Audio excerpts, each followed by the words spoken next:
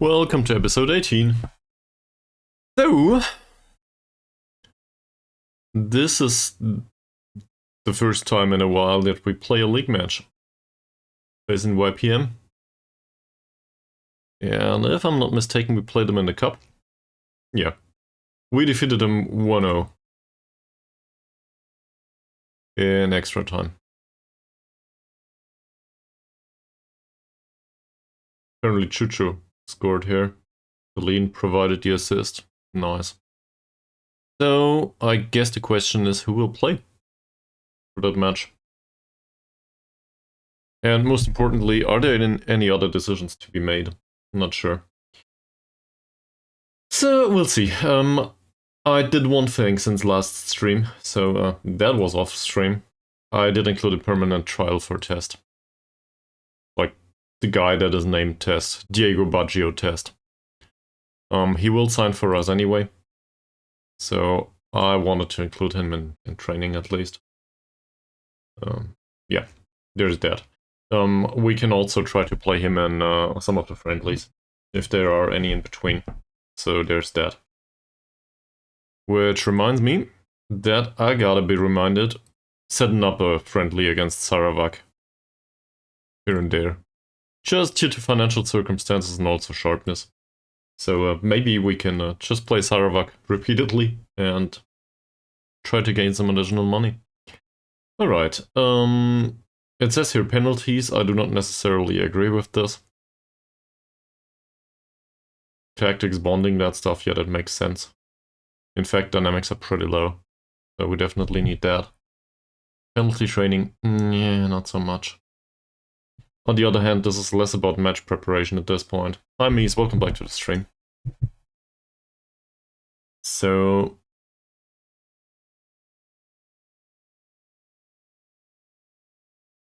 I'm not sure about either of these. I guess we go with set-piece routines in general. We could use both though. Penalty taking is rubbish overall. Well, Jaya Salan knows how to take a penalty, but don't worry, he'll leave. So there's that. Yeah. Okay, so next question. Do we go with an attacking formation next time out or with a defensive formation? Given the tactical familiarity and their playing style, that seems pretty slow to me though. He's pretty fast. So I think I'll just go with the defensive setup here, given that we played a little bit of attacking football recently. This is the primary trained tactic, and well, we can obviously switch that. But I think I want to go with what the players are familiar with. So that's the main reason, I think.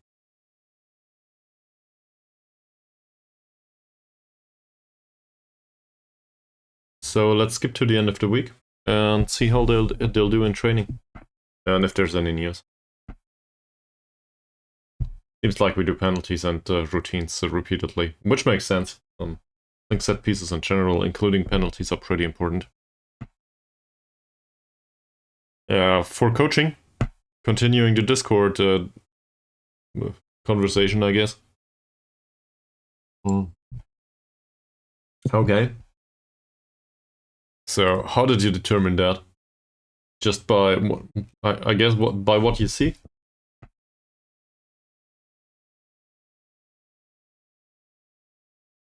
For everyone else watching this later on, Mies plays with some sort of skin that basically takes away most of the information. So he kind of made it pretty complicated for himself playing Football Manager, and we're talking about stuff.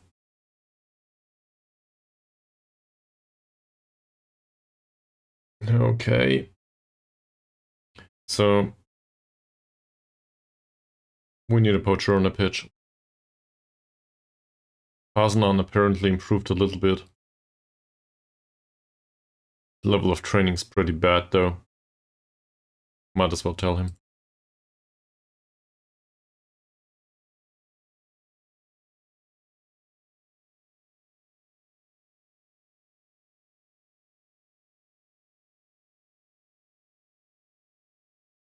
Okay. And there you found somebody. Well, not bad. So maybe you can get better stuff at least in comparison to what you have right now. Yeah, I see. That's weird though, isn't it? You can't see the attributes, but you can bump up the numbers until you don't see them anymore. So that's just playing by the numbers with extra steps. Does not seem to make much sense to me. Sorry.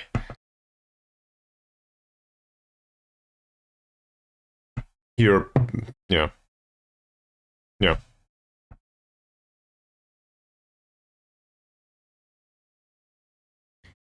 Okay, the under-19s will be playing Sarawak, actually.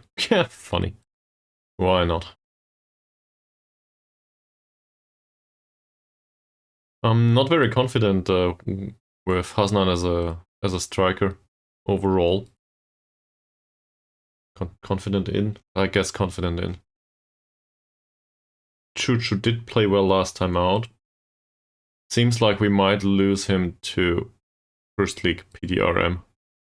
Well, I like Chuchu, but he's getting old. Gotta be frank with that. I see. Still, it's the same first staff to me. Like, I'm not criticizing you, not at all. It's more like, it feels weird to me, the entirety of I guess, the composition.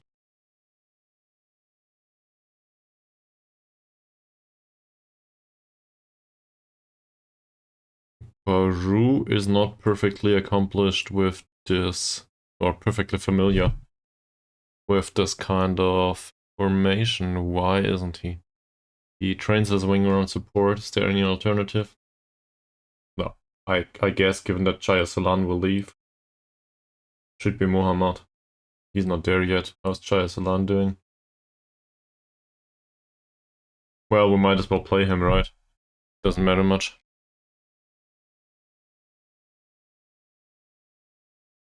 He's not very sharp, though. Baru, on the other hand, declines in training. He does train well. So I guess he goes to the bench at least.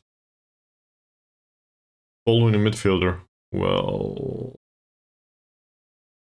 I thought it's Mavi previously, but he hates this position. He just doesn't want to play there. So, you know what? We'll put him back to central defender training. We need one anyway. I'm not very fond of this decision, but whatever. At least he will stop complaining. And we might just play him there. He's no good at it yet, though. He does know how to play ball when a midfielder. Who knows? Maybe,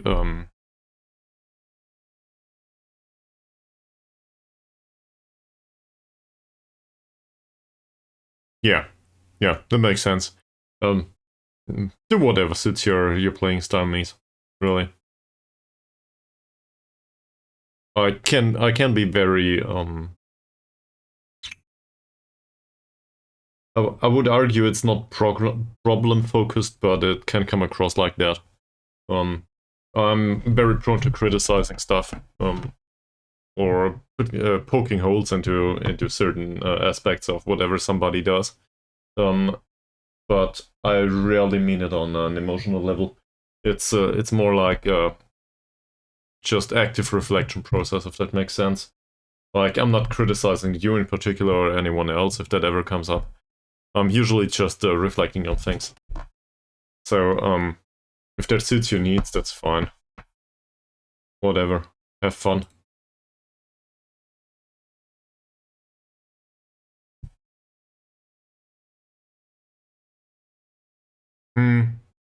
Yeah. Also, I think I've put this out live here on stream before, but I feel like in aggregate there is I'm not sure about the numbers, but there seems to be this sort of 50-50 relationship between the stats you can see with the regular skin and the stats you can't. So, for example, one of the things that is not represented by a number in default is consistency. We do have a proxy for it though, somewhat, from the assessment of the coaches. So we know that this assessment is more or less fine. Okay. I'll just put it up here. This. Fairly consistent says that's probably 10 plus. I don't know, might be 15. I don't know, I never had a look into database, I don't want to. But we know that this is a thing. There's skins that display this. I think this takes away from the game.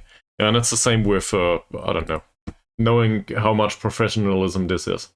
So I'm okay with this being proxied by the personality. I'm not okay with this all disappearing. I think that's too much.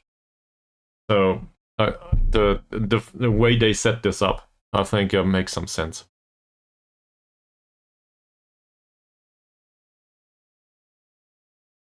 Yeah.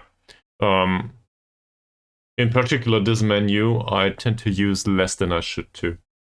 But it shows in the form. And in fact, talking about consistency, a few hours back when I put this article on the Discord, that you might or might not have read. What doesn't disappear?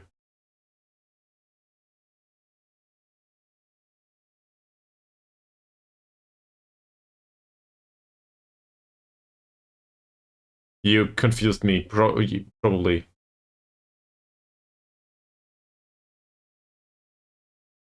Ah, okay. Yeah, well, I see. Still, I'm a numbers guy, so if it can be color coded, I might as well have the numbers. Where was I?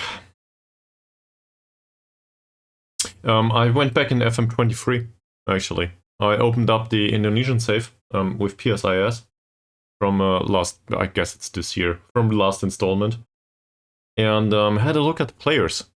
So, I don't know, can you remember some of the players from Indonesia? Let's make this a guessing game, in case you're interested. I don't have them all at the top of my head. So I cannot look, and I can't look this up right now. This will be highly confusing to the stream. But say Jorge Cesar. Would you by his performances, would you guess how consistent Jorge Cesar is? Yeah, neither could I. Not really. Well, okay. Let's remind you of one fact. He scored 42 goals in 38 matches or something.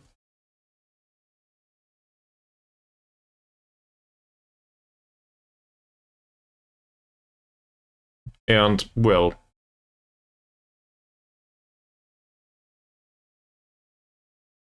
yeah. So I know what it says on the report screen of Jorge Cesar. So obviously I know the result, but I guess I could have guessed too.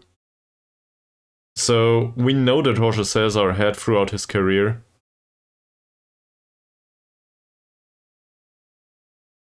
maybe in Jorge Cesar's case he was pretty good overall, and there was this expectation for him to score a goal a match. And that happened most of the time, but not all of the time. There were phases where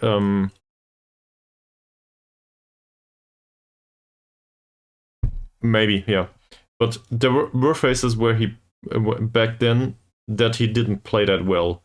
But they were for like, I don't know, 3 to 5 matches. Something like this. So Isha played a match or two, and then Jorge Cesar slotted back in, and at some point he scored. So that went well. That obviously has to do with his attributes too. But in general, Jorge Cesar rarely had a really bad match. And that is reflected by his consistency. His consistency, well, it says he is fairly consistent in FM23. That said, Jorge Cesar does not like big matches in FM23. And this is also something that we saw. Like, sometimes it worked for him, in particular if there was no pressure on him at all. And sometimes in the odd match, he just didn't perform. But overall, he was pretty consistent with his performances. That obviously is... it's a compounding effect, basically. He has really great attributes for his role, and on top of that, he's pretty consistent with that. So, I don't want to put consistency in like the top spot that is important for a player, but looking at our current squad, we can probably determine that this player or that player might be good or bad. And I'm shooting myself in the foot here. I will show you in a second. There's also one other example from last installment's squad, Muhammad Ari. Ari was pretty good as a personality, and he was pretty fast. His attributes were all over the place. But on top of that, he didn't like big matches, and he was very inconsistent. And that clearly showed on the pitch. Whenever we put him on, it was a Hail Mary, basically. If we played him from the start, he didn't perform. Like, sometimes he did perform and provided 2 assists, and then again, 15 matches, nothing. So that is the combination of really bad attributes and low consistency on top of that. Also, he hated big matches. So whatever, fairly professional personality or not, I do not expect much from that a guy like that. Which brings me to our current squad. We have somebody like this in this squad, and I hate to admit it, but Thomas is fairly professional. He does have some attributes playing as a shadow striker for the future. Like, I don't think we will find much better in Malaysia. That said, he is fairly inconsistent and he doesn't enjoy big matches. So he needs another 5 years to buff this out. And I'm not sure if we can provide him with that amount of time. Might work, might not, but I do not expect us to expect him to carry us through to whatever, getting promoted or something. So that's no good. There are players that are pretty consistent though. Like him, for example. Sadly, we'll let him leave. We can't do anything about that. Or Chucho, maybe. He's considered to be a consistent performer. Doesn't enjoy big matches, though. So I'd rather not play him if it really matters. On the other hand, day in, day out, he's probably somewhat reliable. Hey, yet another member for the fan club. Are you quite sure it's not a self-help group? Still thinking it's the latter. Also, thank you very much for the follow, whoever that is. And welcome to the stream. Okay, so where was I? So going forward, I'm thinking... Yeah, but it should show, shouldn't it? It's in the report. There's also one other occasion. I want to bring up Dicky here. So, his personality is resolute and his attributes are bullshit. Like, this is a really great personality, but his attribute sample is really, really bad. That said, it clearly states here he's a consistent performer. This is, given the dark green, this should be upper quarter, I think. So, at least 15 to 20. He doesn't feel comfortable playing big matches, though. So, on a day in, day out basis, Dicky actually would be a good addition. If I can rely on him for all the league matches, for example. Now, his attributes are still bullshit, but assuming we play him, I would expect him to perform pretty consistently. And well, I mean, look at the form. I'm not expecting much by him, but he does perform consistently. There is no 6.1 rating just yet. And it was the same last season. So that makes sense, despite him being in the well, lower than 1 yellow star categories. So maybe we should give him playing time and let him develop? Or maybe we don't think he will ever make it. I don't know. But he's definitely not the worst idea as a backup. Consistency can improve, but it takes time, I think, and it is not related to mentoring, if I got that correctly.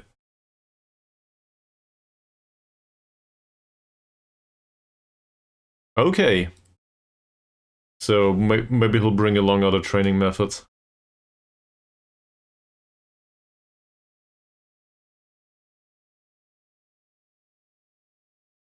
So Safri will also leave. I'll just have a look at him for a second. Look at this.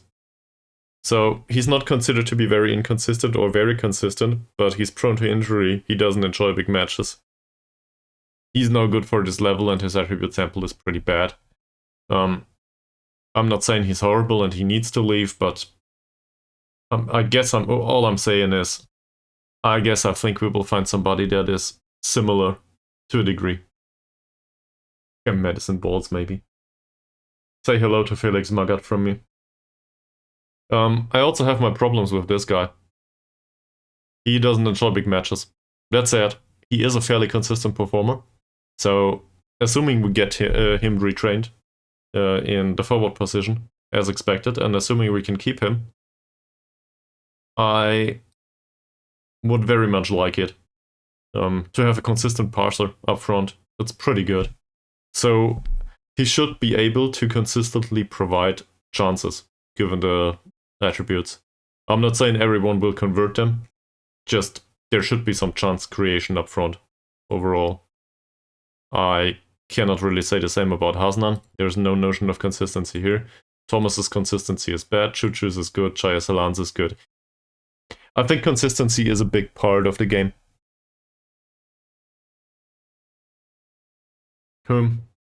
This test guy.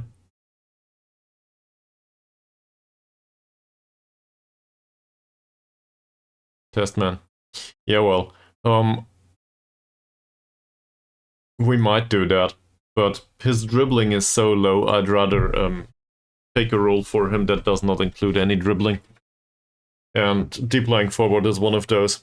In fact, I had a look at that. Deep lying forward does include some running into open spaces with the ball. So there is some dribbling involved, but it's rather weird. The kind of dribbling that does not include being faced with opposition players, if that makes sense. So he goes into the space where, with the ball, if there is nobody there, to play a penetrating pass from that position. At least that's how I understood it.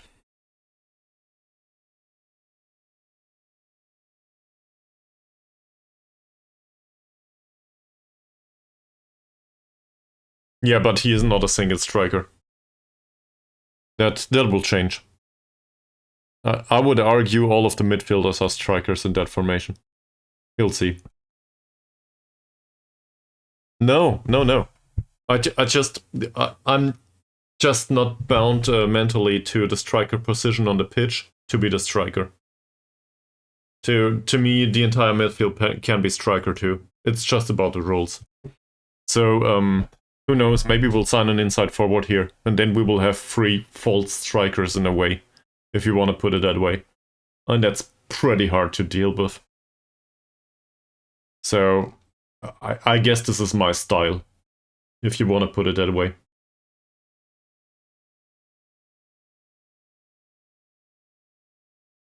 Yeah, well. Maybe I've never been the one for simple stuff. Who knows? Not saying you have it wrong. Just maybe it's just the way I like it.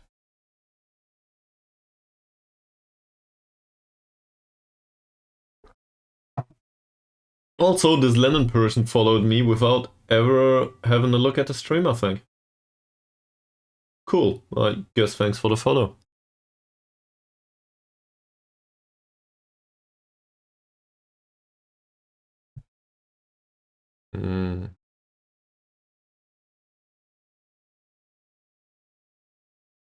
Shall we discuss the poor progress with some of them?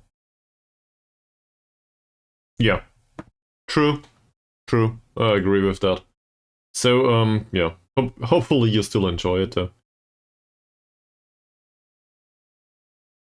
Yeah. That's fine. We'll discuss the poor progress, I think.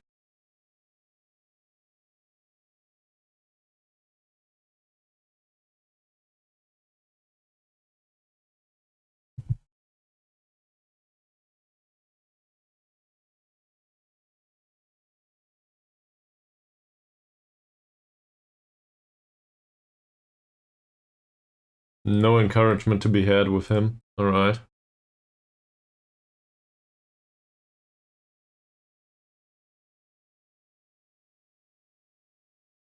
Thanks, I know I can do this. No other comment.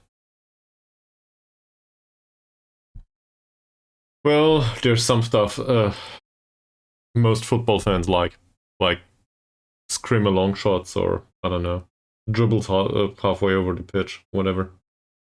Suhardi. So Suhardi trains well, it says. Okay. That's, by the way, like, I do not know the attributes at all. And that's definitely more of a ball-winning midfielder to me, despite his 1 point of strength. That said, he is considered to be a very consistent performer for some reason. So if he ever makes it to our level, sure, we may well use him at some point.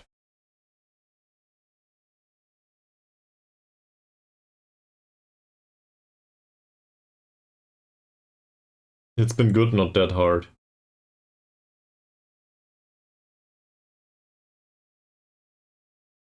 Keep it up, Thomas. It's been good, hard, but not too hard. Okay.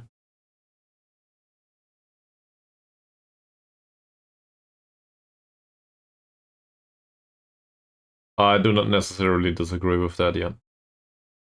Who the hell is Perak? Go away. Yeah, let's bring Erling Haaland along for good measure.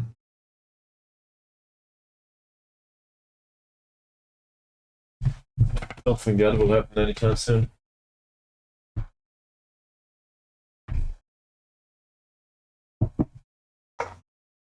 We still need 3 followers until we hit the follower goal. Didn't expect to hit 150 anytime soon. Same with the subscribers, really. So not, given that you're the only one around right now, not hitting on you sounds very wrong. Not talking to you specifically to, you know, force you into something. But I didn't expect to have 2 subscribers. I'm really grateful for that. It still feels somewhat gratifying.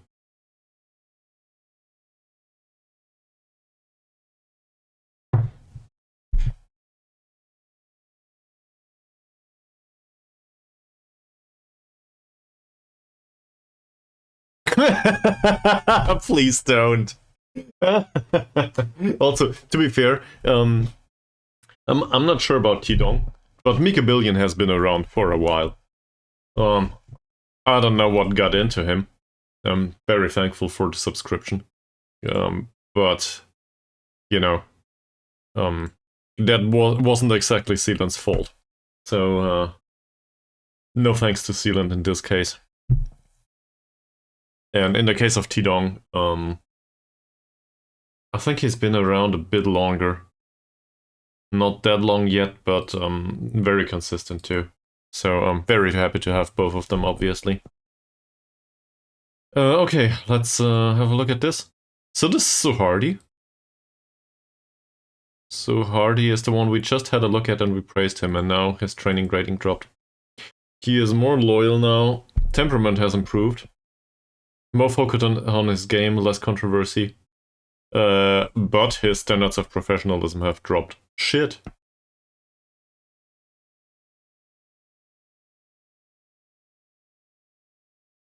Oh, Sealant doing another video? Yeah, that makes sense. That said, I'm still not sure, not hating on Sealant, right? I'm still not sure if his comments were intended that well, or if he made fun of me. It was something in between. Like, in particular, the statement, I'm trying to recall it, This guy's head is way bigger than all of ours. We'll leave him here. What the hell does that mean? I mean, I guess I understand what it means in words, but you know, this can be seen as pretty ridiculous. So don't know. Maybe I'm overthinking stuff, obviously. On the other hand, isn't this the way you play this game?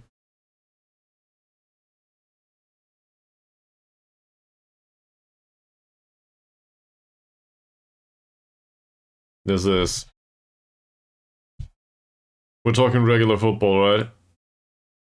Tomorrow? Mine says tomorrow. 2030. Dortmund versus Mainz, yeah. Well, I am very prepared for that. Given that Stuttgart lost to Bayern, I think we should get back into the driver's seat, at least in Stuttgart. Stuttgart plays Augsburg though, so not sure what to make of that. Second league doesn't play anymore. Are they done? Don't go on a winter break. Okay. There's a winter break apparently. Kumar lost sportsmanship, I don't care. He lost loyalty, I don't like that. That said, he became more ambitious, so I guess there's that. But overall, not really a fan of what's happening there. We need professionalism. We absolutely need professionalism.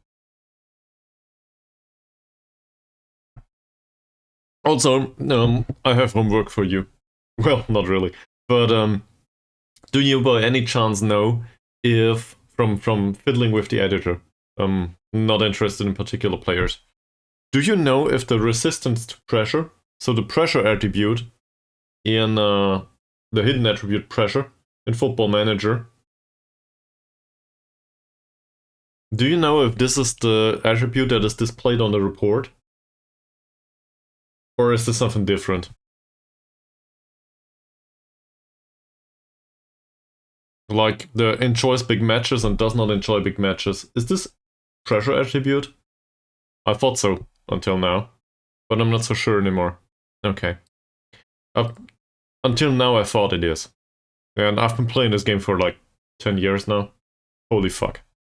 Yeah, anyway, I played a lot of this game. So obviously at one point I will... Yeah, but it doesn't make much sense, right? There's also adaptability in general. Adaptability is shown on the scouting reports. Let's bring one up.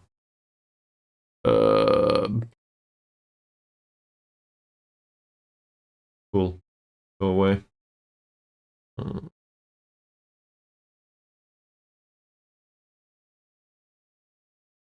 This is about the personality though, I think. But for foreign players, well, we obviously don't have a foreign player in here, given that there's nobody willing to sign for us. But I think for foreign players it shows adaptability. It's this icon with the luggage. So if they are really unadaptable, that should show. And this attribute, so this hidden attribute definitely translates to a staff attribute later on. This is just the adaptability becoming visible after the player retires. I have no idea about level of discipline. It should be derived from something. It might as well be professionalism, I have no idea. That said, I think I've encountered fairly professional personalities with very low level of discipline, so that's probably not it. Also, continuing the staff discussion of the Discord from earlier, just putting it out there, where the hell is Charon Allard? There. This is our senior squad assistant manager. His mentals are absurdly bad. Like, the level of discipline is fine and I like the personality. But the rest? This is no good. So, I'm sorry to put this out there, but Charon Allard needs to leave at some point. At least if we want to make any progress, that or he needs some major improvement. Which, to be fair, he does study. So at least there's that. He gets to study, I don't. Obviously.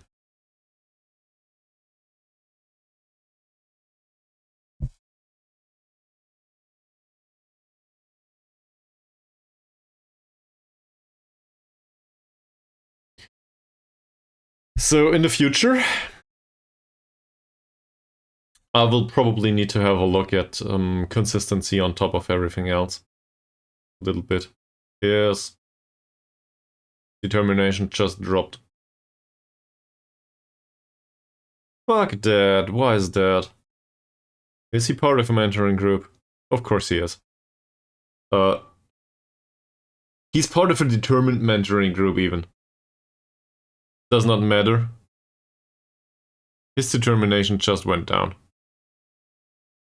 For no reason whatsoever. Well, go on and do it for another year or two. I think I understood that you want to do that. So, keep the plan going and until you are fed up with it. And then, I don't know, have some fun. That's what we do here, right? Okay.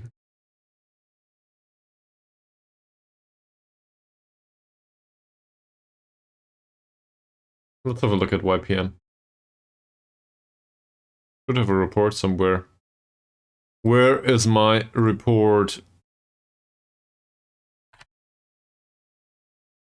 Cool. Wrong report. That's player analysis. To be fair, this might be interesting. Sorry. Well,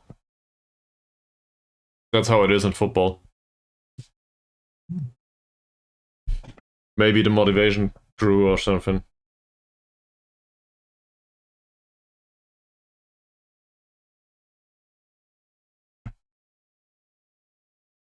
Give me a second.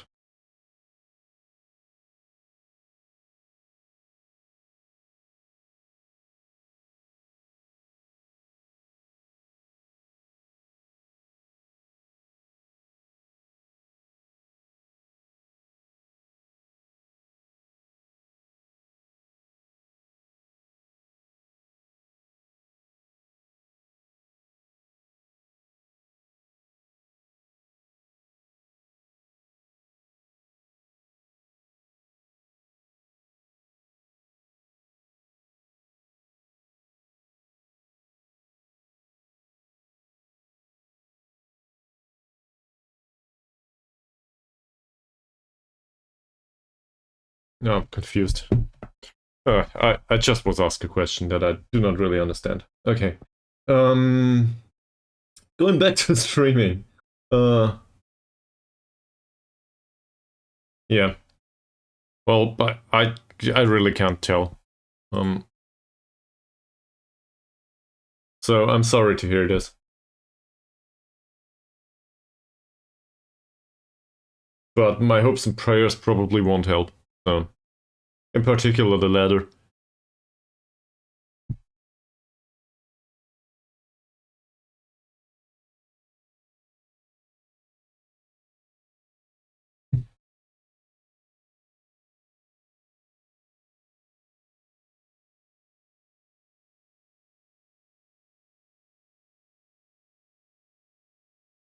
I'm really hoping that we can give YPM a beating.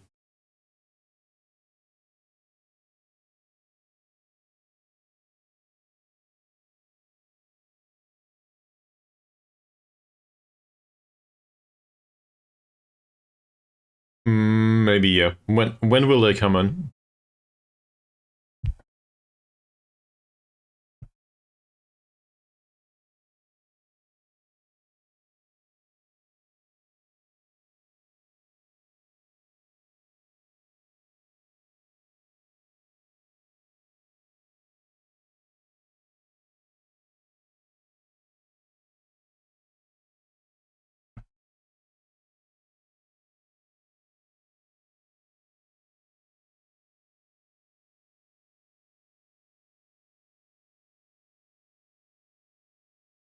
Okay, so it might take a week or something. Hi, Mickey Billion. Welcome back to the stream. This time, you do not arrive late. So, you figured the time out, I guess. I think it takes a week or two. Basically a few training sessions. Well, 40 minutes, give or take. That said, I started early today, so it's my fault again. That's on me. You didn't miss much, though. No, you're perfectly on time. It is like 7 minutes prior to the regular starting time. It's my fault. Alright? That's my honest opinion. I just wanted to start a bit early. And to be fair, I wanted to do a stream this morning starting at 11 or something. So, there could have been an additional stream at some point. I really wanted to do that. But then I saw the odd thing here and there in my household, in the apartment, and then I had to do that stuff. And then I went on, I realized that there is a package waiting for me with a book. Not affiliated with the author in any way. This one. So probably, whatever. So that's about negotiation. I want to read that.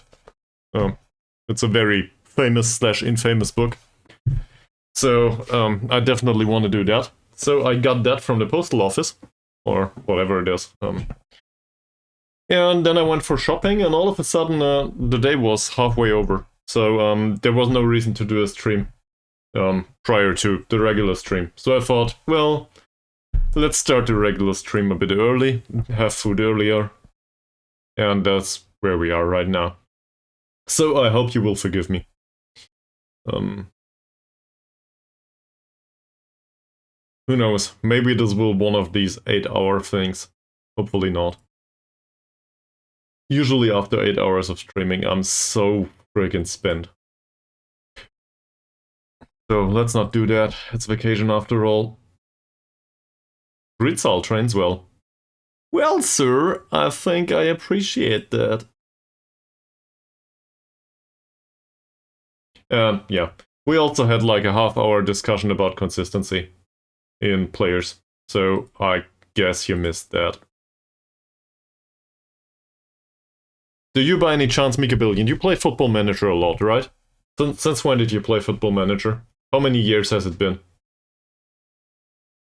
Are you an addict like me? Ah, sweet. So maybe you know something that I don't. I'm hoping for it actually. By any chance, do you know once a player transforms, once a player goes from being an active player on the pitch to being a staff member, which of the attributes from the player's hidden/not hidden attributes translates to what part of the mental department of the staff member? That's something that I couldn't find yet. Great. So, well, first of all, thank you for considering and thinking about it. So, we know about determination. Determination is pretty straightforward, it stays the same. I think there is some sense to this. So there must be something. We know that determination pretty much translates one to one. Yes. True. He was. But it was not for his determination, right? Let's look for Zlatan. Is he still a player around here?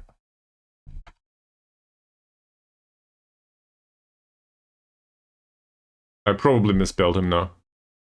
There we go. He's a coach. This time out, he's pretty different. So, that's just a randomness, I think. That's a randomness component. I would definitely sign him these days. And, well, I think this is somewhat related to the player attributes prior to retiring. The determination is just straightforward 20 determination because I don't think so. I think it also, to a degree, I think there is randomness to it, but it is with an interval of confidence basically. So it might be way up there or really low. but not that low if their technical skills were pretty great, right?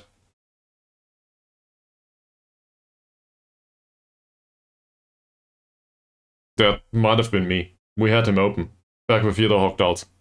I'm not saying it must have been me, but we had a look at Zlatan repeatedly in the Yida Hogdals save, I'm pretty sure. Yeah. Still, his determination translates from his playing player days, that's for sure. Adaptability? Sure, that too. 20 adaptability that makes sense for Zlatan, given that he was all over the world, more or less. I have no idea about people management, level of discipline, and motivating. This cannot be professionalism. Being a perfectionist, he cannot have low professionalism or ambition. It's neither of those. So I have no idea what this is. And people management, well, that might just be a very different thing. It might be that level of discipline is also a very different thing. Same with motivating. No idea what this is.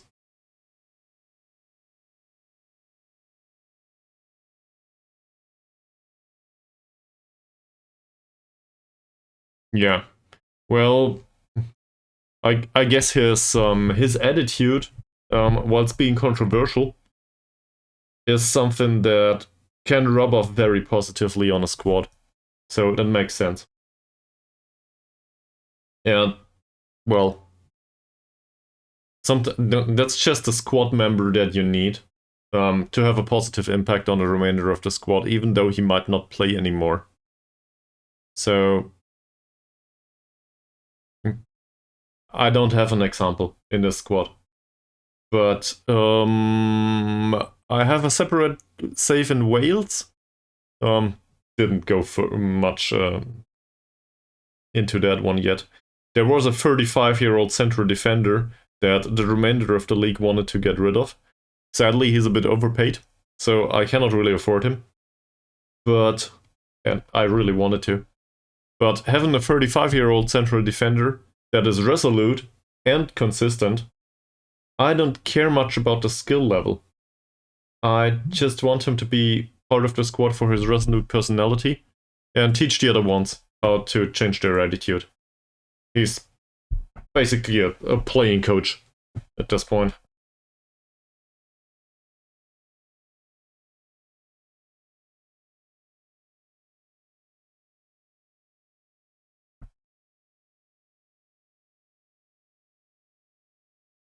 Sorry for the phone.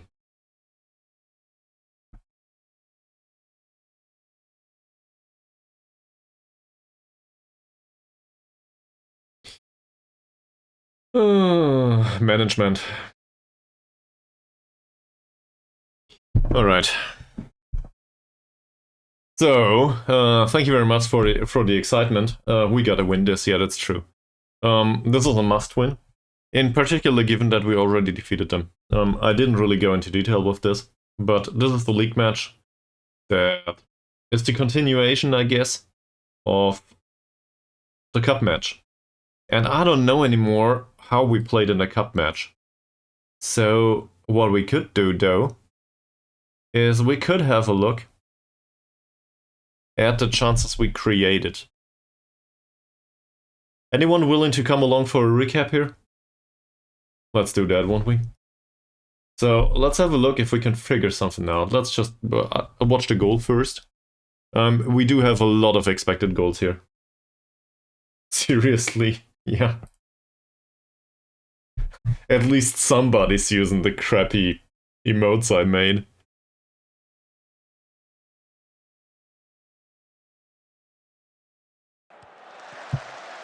So this is how the goal was created. Killeen for Chuchu, who played on the right, and there's that. We were pretty high up on the pitch in that situation. I'm not sure what we did tactics-wise. This might have been the first time we actually tried the attacking tactic. Possession was pretty low though.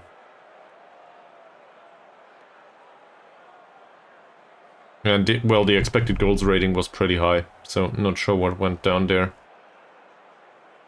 But we did score pretty late in extra time.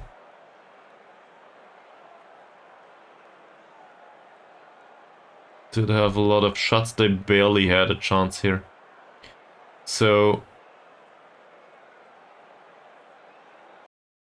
I don't know. It's probably overdoing it. Yeah, it's also a lot to miss. I think our goalkeeper... We're talking about what happened on the receiving end, right? Sorry. Where was it? Yeah, 12 shots on target. That said, they had 2 shots on target too, and 0.81. Within reason, I think it would have been okay if this went down as a 2-1 or 3-1. So just from the expected goal stat. They also had a lot of corners. So same as us. I guess the argument can be made that we should focus on corners in general. Where's free kicks? It doesn't really say here, does it? Yeah, well, but that's true. That's true, but where is it? Session's over anyway. Can't change it anymore. I was looking for the match preparation session, but that's gone. Oh, we're done. So we gotta deal with whatever we prepared for. I guess we didn't prepare for penalties, that's for sure. Okay, so who plays on the right? Amran seems to be a pretty inconsistent performer. Didn't train well. So he goes to the bench. At best. Let's put him on the bench. There should be Hussein. There is no notion of Hussein being a very consistent or inconsistent performer, so he's just box standard. He does enjoy big matches though, and he trained well, so no reason not to play him, I think. We'll play Hussein immediately. Not sure about Carrier, I just put him here. Yeah. So, going back to the theme of discussing consistency, Carrier, whilst having a bad game at the start of the season, was it this season? No, it was back in the last season, right? In his very first game, he managed to score 2 goals. Sadly, within our putting it in our own net, so that wasn't great. That said, overall, I expect him to be pretty consistent, as it says. So, I'm pretty confident that Carrier can provide in the future. I'm not so confident that we can keep him, but that's a debate for another day. Let's keep him. He's also instructed to tackle harder. Given his 11 points of tackling, good aggression, and, well, the strength is, I guess it's also fine on this level. That seems reasonable. So we still have Safri available to us. Still not going there. I think Safri is trash overall. I guess we can consider ourselves to be pretty lucky that he will leave. That said, we will need to find a replacement. We'll have a hard time with that. And Kalahara-san, well, this certainly showed, I think. Let's have a look at the form. Or it didn't. So far it didn't. I'm not so sure about that though. Also, his mentals are a bit off. He does bring flexibility, but really, it's not like we have a choice. It's either him or Safri, so I guess Kalahara-san will play. Just for the skill level. He's not perfectly fluid in the position, but that's just due to the weaker foot, right? Yeah, this is the odd thing that always happens here. I don't know. For some reason, the right position is always perfect and the left position is not perfect. And it has nothing to do with the stronger and weaker foot. I thought so at the start, but that's not the thing. They can be left-footed too. Always the left position will be worse. For some reason. And this will never go away. No idea why. Somebody's gotta explain that to me at one point. So if you know, please let me know.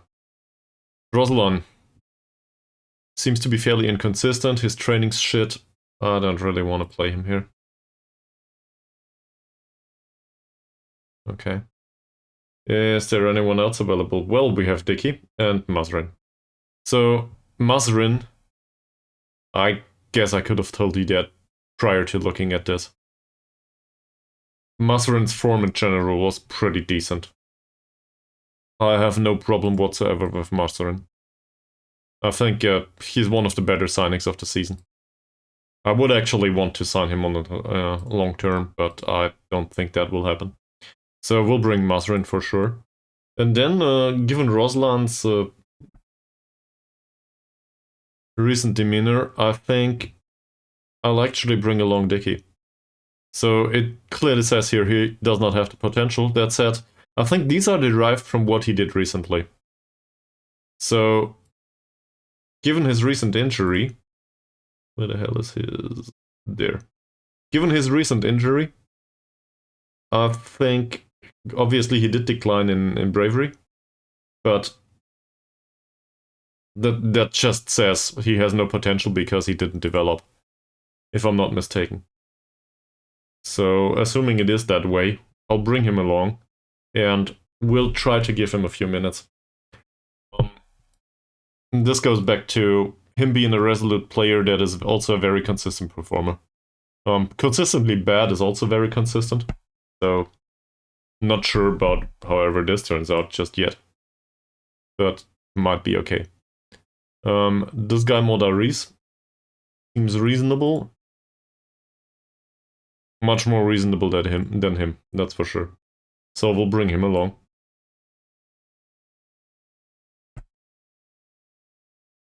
Yeah. Also, overall, the attributes are pretty good. The reflexes are shit, but the rest of it, yeah, that's okay. He's also 34, so I do not expect he will complain much.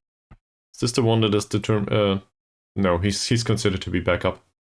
And Saidil is considered to be first choice goalkeeper, so that makes sense.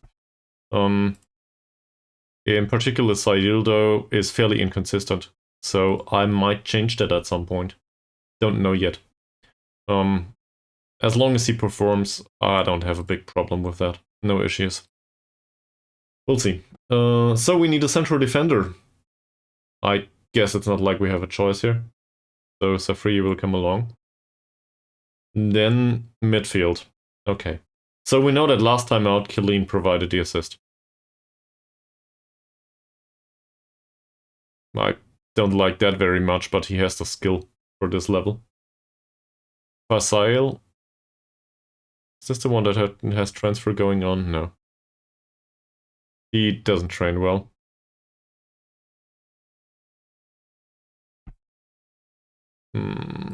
Sulaiman, maybe he's more of a ball-winning midfielder to me, just because we need one. Well, we could bring him along for sure, just to have a ball-winning midfielder. Then there's Sophie. Sophie is also a ball-winning midfielder, apparently. In fact, he's probably better than Sulaiman. So we trained him as a ball-winning midfielder because somebody was injured, right? Not sure about that anymore. Then there's Kalam. Kalam will leave. Doesn't train well. I'm not very fond of him either. I guess I would have given him playing time, but given his recent decision to leave, I don't think we'll do that. I think we'll go with Killy. He did train on a reasonable level, so there's that. And then we are left with Baru. Okay.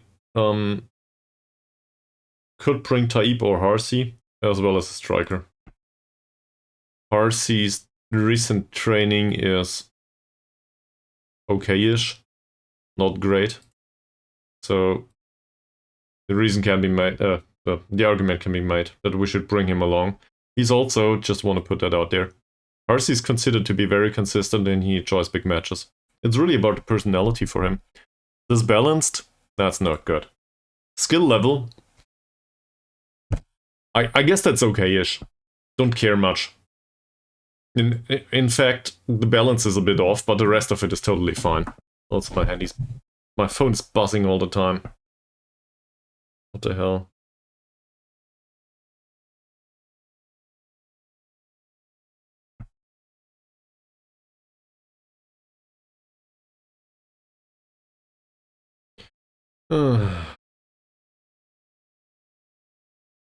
Sorry, that's a new one. Okay. Alright, so last but not least, do we bring along Taib or Rachidi?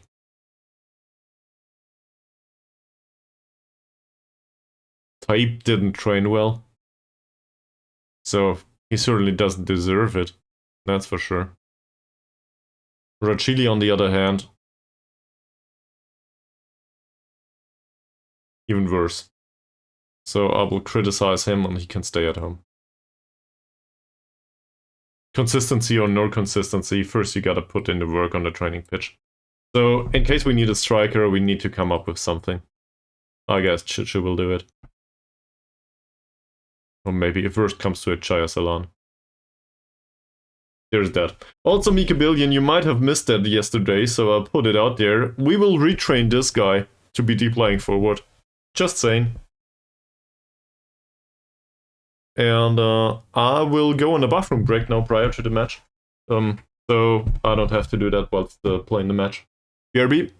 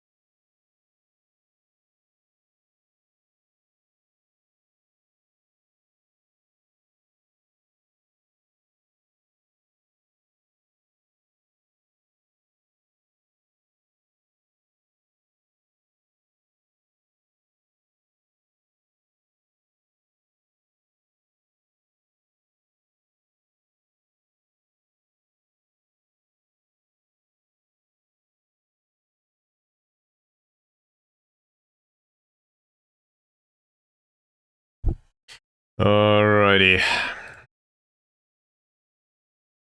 He's highlighted green because I changed the color of the trial list. I think the trial list's color is some sort of how is this pronounced in English? Turquoise? I don't know. In German, it's turquoise. So turquoise probably, and or maybe turquoise. I don't know. Journal will tell me at some point. Whatever. But that color is barely distinguishable from white, at least for me. So I changed it to dark green. It has no other meaning. It's just a trial contract that is on a permanent basis until he joins. So there's that. And well, putting him back up here. For Malaysian level, this level of strength is not great, but he's okay-ish. Balance is not fantastic, but it's something. The rest of his physicals is pretty great. In particular, the jumping reach for somebody that plays in Malaysia, 8 points of jumping reach is in the upper level, I think. Quite literally. He's also pretty fast. I don't care much about that, though. What I like about him is the fact that he's pretty well-rounded to lay off passes. So given that I was looking for a false striker in general, I think I will try to re-educate him. And he also comes along with 8 points of long shots, which might just be a thing for somebody that plays as a, in a broader sense, false 9. So this is what I'm going for. And Mies already told me that he prefers other approach, in particular in the lower leagues. So obviously I need to do it anyway. Yeah, let's have a look at this match. So they are all pretty educated in play in a defensive formation. Just switching to attacking here would reduce familiarity quite a lot. So I will go with defensive first. We might go with attacking later. I'm not saying we won't do that. It's just, you know, first try to give the ball to them and, well, let them do the work. And if we score on the counterattack, who cares? We don't have to put in the work. If we go down by a goal or two, definitely we'll go attacking. So, yeah, there's that. More of a passive approach. On the other hand, we are destined to be relegated. Sitting in top spot right now, by the way. Whatever. So let's have a look at the opposition. Alright. So this guy's slow. Also, his dribbling is pretty bad. First touch is decent, though. Given his low dribbling, bravery, and strength, like bravery 6 is not horrible. I think we will tackle him hard. He's 39. I did reflect on the stuff with closing down recently. I think we should put more of an emphasis on first touch in that sense. Maybe composure, first touch, and dribbling. This combination overall here isn't that bad. His technique isn't that bad either. So I'm not sure what to do with this guy. He is pretty slow though. So in case we ever go attacking and push up pretty high, he probably won't be able to run all over the pitch. Quite contrary to this one. Yeah, so his dribbling's pretty good. So we will ease off tackles here. His bravery is shit though. First touch on the other hand is decent, composure is decent. Cannot really mark him tightly, he will run away from his marker anyway. His off the ball movement isn't great. His anticipation is though. So I have a hard time coming up with an idea for this person. Other than leave it to the defenders and hope for the best. This one, dribbling's low, first touch is okay-ish, bravery is low, strength is low, hard tackles. There is an argument to be made about closing down, with the crossing and all. Not sure. I would want to. On the other hand, well, he has low composure, so I guess we could close him down. Trigger the press on him, because with the low composure, at least I'm hoping for a few misplaced crosses, if that makes sense. Also, showing him to the right foot is probably not a bad idea. His passing is absolutely bad. Really rubbish. So on the right foot, hopefully he will not be able to place a well-played pass or cross. This one has bad passing and bad vision, for a midfielder that is. Apparently this is the more attacking option. First touch is fine, so closing him down, don't know. Composure is also pretty fine. That said, his bravery and dribbling are absurdly bad, same as strength. This is a clear case of a hard tackle for me. He's also lacking match sharpness, apparently. I'm not sure about the combination of really high acceleration and pace and bad off-the-ball movement and anticipation. So, in general, I think tight marking is a good idea on people like this. The thing is, with that high acceleration and pace, I'm not so sure. This is the left-sided player, so that would be faced with our playmaker on top of that. I'm not sure about that. Him, on the other hand, he's the better passer. So I guess what we can do is we can try to mark him tightly. Put Ankun on his heels. he does use of tackles there. Curse's tackling is pretty bad, yeah. Not sure. We'll leave it open, I think. Mr. Tsaki. Same here. Definitely a case of a hard tackle. Did I forget a weak foot? No. He also has absurdly bad first touch. For somebody that can play passes, his technique and first touch are really bad. Same as his composure. So that says trigger the press for me. And, well, if we want to trigger the press on him, we probably shouldn't mark him tightly. That said, I mean, marking him tightly would be an idea too. He is faced with a ball-winning player though. So, well, given the position on the pitch, I think our ball-winning midfielder will have a hard time to come here every single time. So I'm not sure how that will work.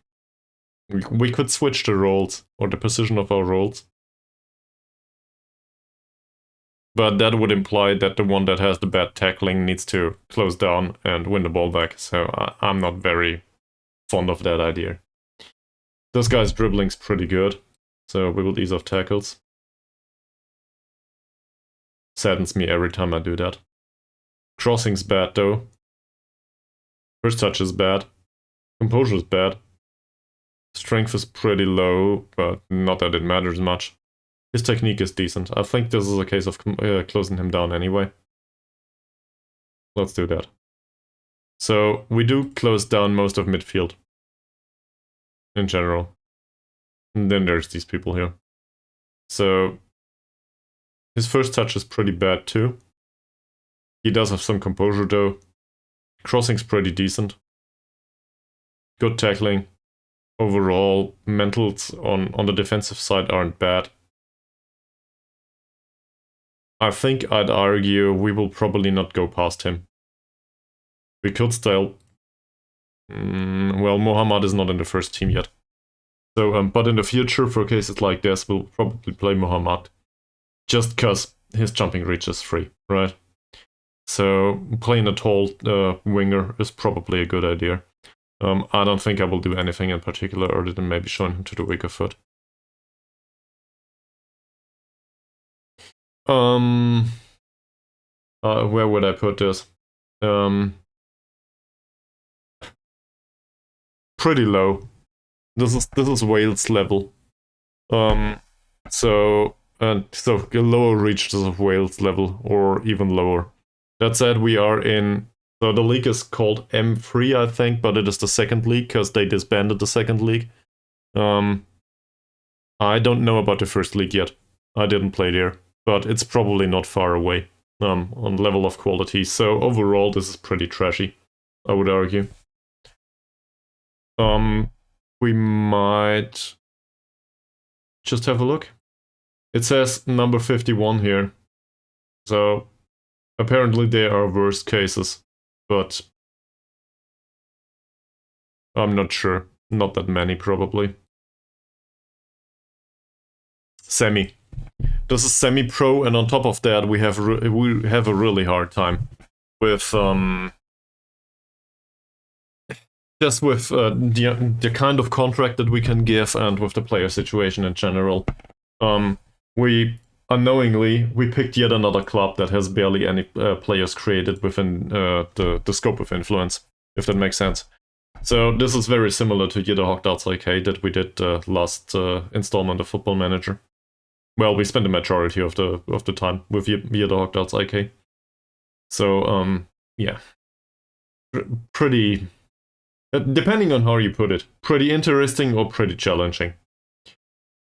So this guy's dribbling is really bad. Strength is okay-ish.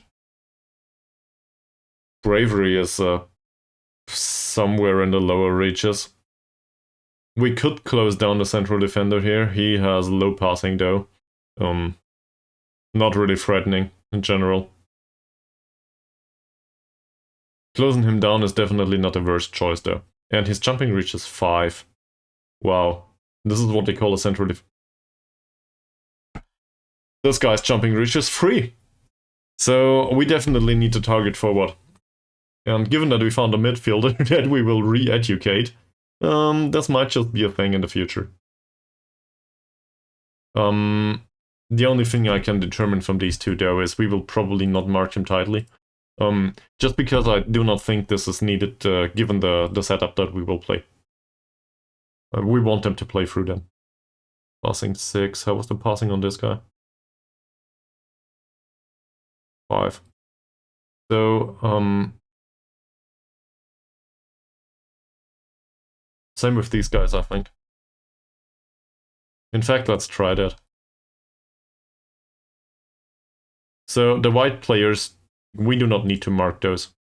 I'd rather for our attackers to drift and find open spaces. That's it. Well, scratch that. His crossing's pretty good. Same as his. So I just reconsidered. We will show him to the weaker foot for sure. Just because white players on the weaker foot are pretty bad.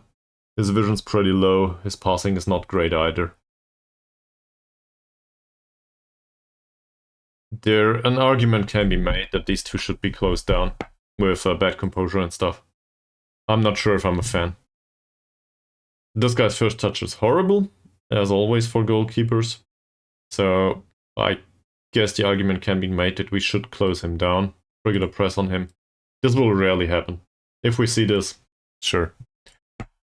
That might be a thing, but not on a repeated basis. Okay. Hopefully Chaya Salan can play through the match. He just came back from injury or something? Yeah. Just came back from injury. Let's go.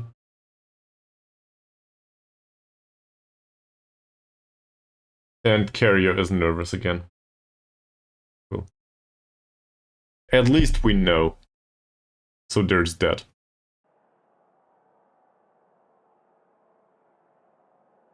This is a home match. So Carrier was troubled. Dicky is nervous. Assuming this translates to the remainder of the squad, I would argue that this is a big match for us. Kinda weird, but we are in top spot. We have everything to lose. So maybe they are nervous for that reason. So I think... Where is cautious? Here is cautious. We'll go with this.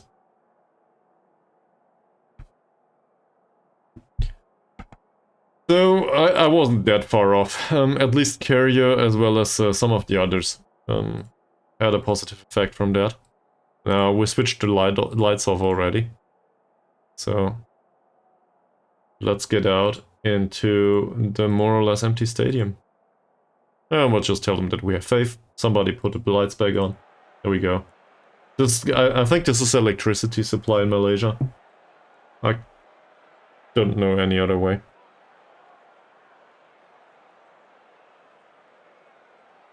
They didn't change a thing, apparently. And well, if they win, they move past us, that's for sure. We did have, by the way, the best goal difference in the league, and also we conceded the least in the entirety of the league. Also, I put this on goals only, and that's definitely not enough for a non-friendly. Okay, first chance.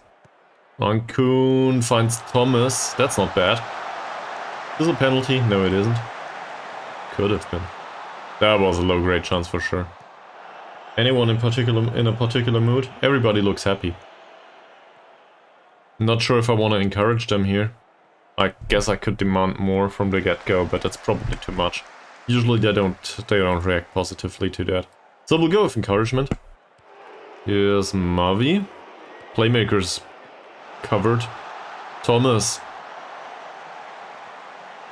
Well, he has the vision but not the passing skill. Ankun finds his Mavi again. Here's Thomas. With a pretty bad long shot. It's something though. They didn't have any chances yet. And well, we only have to score one of these on the counter. Nice ball by Mazarin for Chuchu. Chuchu finds Hasnan and that's intercepted. That should be easy to do for Mazarin, and it is. Yes, Mavi, ideal. Short distribution is fine. Hussein.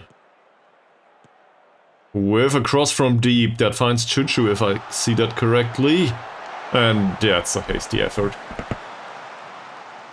He should have taken the pass. Then again, Chuchu's passing and vision are really bad, so... Encouraging the players worked. We do have a corner taken by Mazarin. That didn't amount to anything. Mazarin again. Will it be a shot? No. Carrier is Mavi. Kalahara-san. At least we recycled possession. Well, we retained it actually. Mazarin. Ankun. Will there be a nice pass? That's not a nice pass, that's dangerous. Yeah, that's pretty dangerous. No chances created by them though. Not yet. Jaya Celan, decent. Thomas. Thomas with a pretty good pass, and that's intercepted. Oh, it was offside. Damn it. How's crossing, by the way? It says low crosses here, give me a second. So, we know that their central defenders are with 3 points of jumping reach as well as 5. How's Hasnan? We will float him. This is the worst idea ever. Yeah. We will float him. 7 points of jumping. That's not bad, is it? Float the crosses in. They don't know how to deal with this. Well, the goalkeeper might claim them all, but still. Is this offside? It isn't. That's blocked. Thomas. The pass was shit. But overall, that's okay. Chuchu with another possession pass for Jaya Celan. Can you finally play the cross, please? Nope, apparently not. Ankun, Jaya Celan again. Thomas. Oh, that would have been an idea. Mr. Hasnan, the ball was very close to you. You could have intercepted and scored. That looks dangerous. Intercepted by Mazarin this time. Not bad. Is Mavi. Kalahara-san.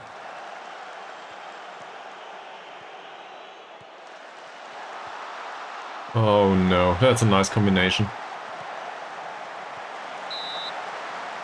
And we concede a corner. Guys, gotta be careful. That shot was way better than what we created so far.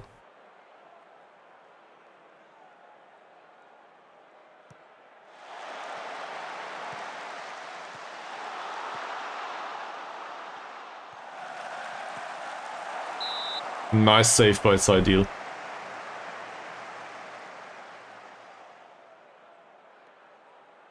So, we might have defended well last time. You! Definitely you, because they wanted to tell you how good your performance is. So, you might not need to do this for another year or two after all. Thomas's header was shit. Well... They just want to enable you to do the journeyman save. You might not like it, but they want you to get some experience in other areas of the world. Well intercepted. Nice job. And Hasnan with a rushed finish again. Could have played a pass. Well, that's what we expect of a poacher though. Chuchu with a nice free kick. Kalahara-san maybe? Nope. Somebody intercepted.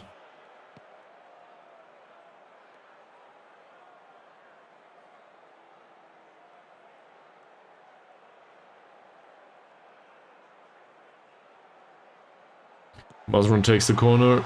Is Mavi. That's... it's a low-grade chance and also it's way too high.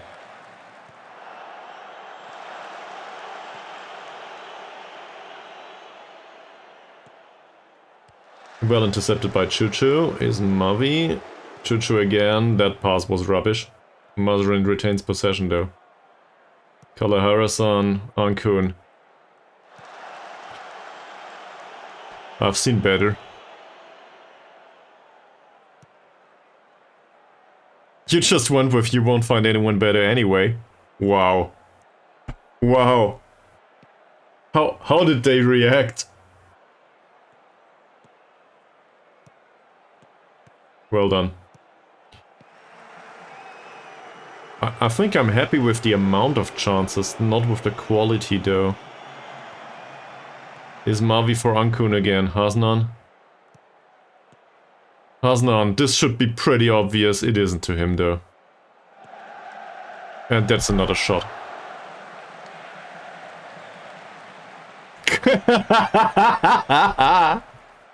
This is perfect. Ankun! Ah!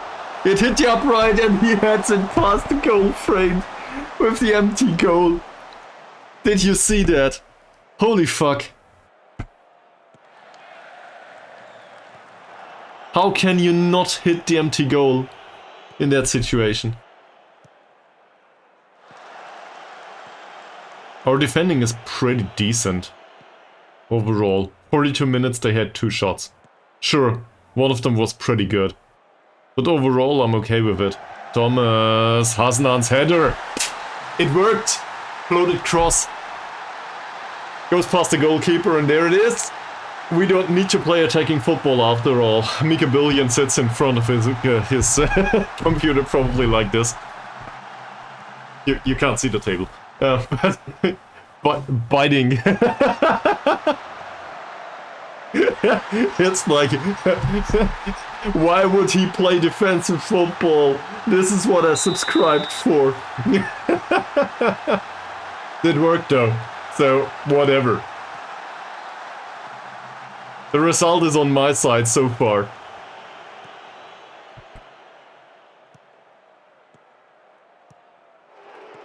For now.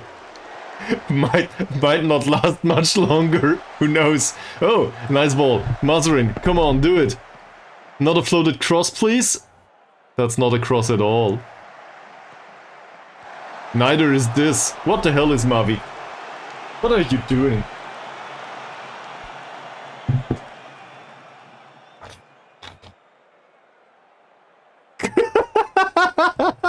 Yeah, the good atmosphere. Maybe he'll order pizza or something. That's what they do, generally, right? In management. Welcome back to the stream, Mr. Real Talk channel. But that's what they do in management if they don't know how to deal with atmosphere in the team, right? They order pizza. Everybody loves pizza. Might not have an impact, it might not resolve the problems, but whatever. Order pizza instead. So maybe you give that to the board. Order pizza for a few bucks. I'm okay with this.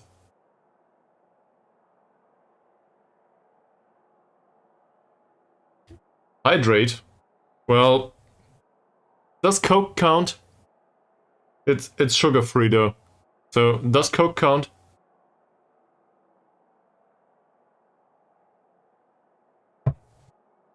I guess that counts. Thank you very much for reminding me, Mies. So, you want to tell us about the political streamer, I guess, Real Talk channel. What's the result?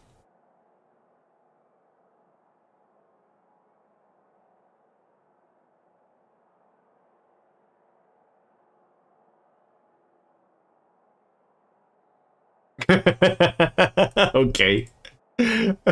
Well, so, given the sensitivity of the topic, I think I will not comment on this, just due to Twitch's terms and conditions. But let me put it out there that I understand you. Oh, you talked to him.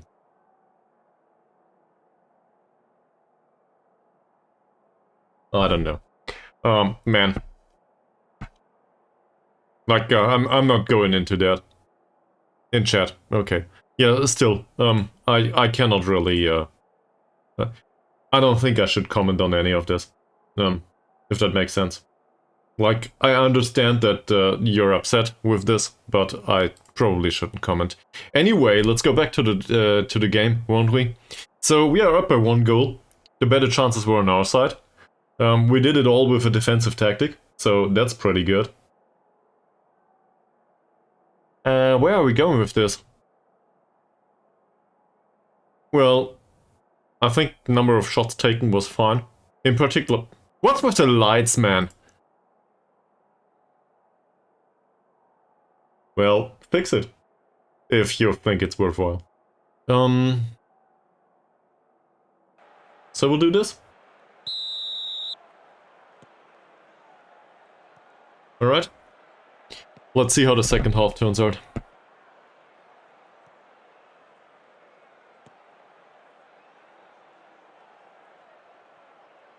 So, if they continue playing like this, we will probably have no problem whatsoever here.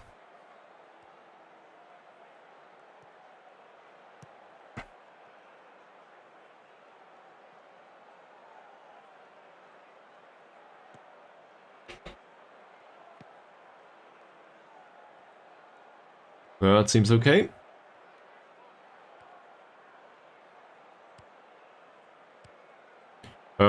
I don't know, but if they didn't set up some sort of you gotta do this or that, probably a lot. And I'm not sure. Usually they set up like some sort of performance for 5 matches, so they will probably reconsider in a match or 2. Well, depends. There's so many chances. Please put the second one in the back of the net finally.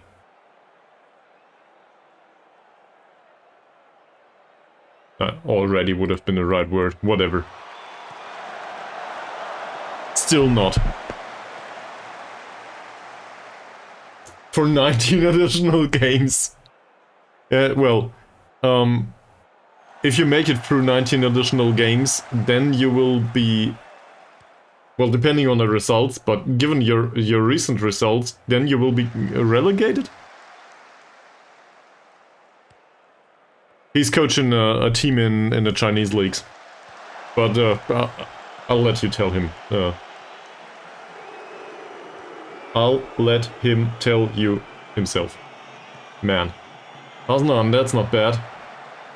The part of the story is on the Discord, as far as I'm aware.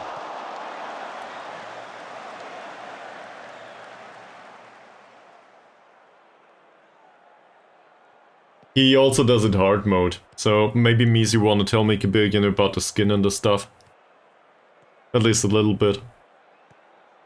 He basically decided he wants to do whatever I do on stream, just with additional pain points. So make of that what you will. I do not think he took me as an example though. It's just the way Miz, I guess Miz works. It's not too bad. Thomas, is there still a chance? Not anymore. It looks pretty though. That's the one you sent me once, right? So it looked pretty.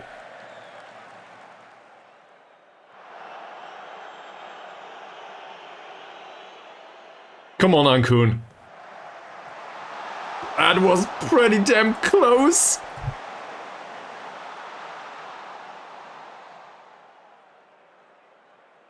"28 minutes in the second..." No, not 28. 13 minutes in the second half without a single chance for them. Thomas, put it in. Not into the man, into the back of the net. Now we face a free kick. That's a bad one. Thomas plays well. Chuchu plays reasonably well. Hasnan does okay, that's well intercepted. Thomas, decent pass, given his passing of 4 or 5. Hasnan. That's... Wow! Was this a cross or a shot? I'm not sure, but it reminded me of something. And that will go outside, sadly. So what do we do here? I guess we praise the ones that have good ratings, right? We'll praise these. I think I will not touch Choo-Choo though. So anyone with bad rating, yeah, Kalahara-san again. But if I tell him demand more, he will not react positively, so let's not touch any of those. We will go with limited positive influence. For now. Also, there's substitutes to be had. I just don't see anything needing to be substituted just yet. Guess Kalahara-san could come off, but the alternative is, well, not that encouraging. Ankun. Not bad. That's yet another floated cross. Jaya Selan. We could probably sub Jaya Selan at this point. He returned from injury. Not bad. And another header. The test man is not under contract yet. Well, he has contract starting at the 29th, so in 1 month. We will bring on Baruto. Jaya Selan just returned from injury. And, well, he leaves the club anyway, but still, we do not need to grind him to the bone in the last month that he's with the club. There's also the argument to be made that Choo-Choo, he didn't necessarily contribute all of it. We could put him off the pitch though. Well, he's not on the bench, so I don't think so.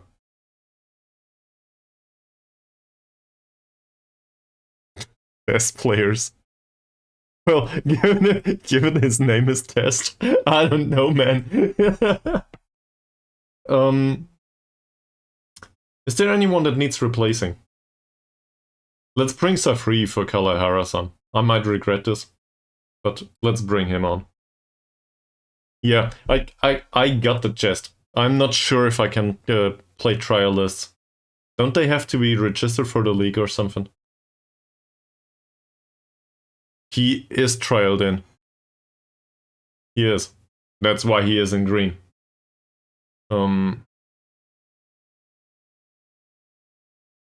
I will definitely play him in the friendlies. That I can do for sure.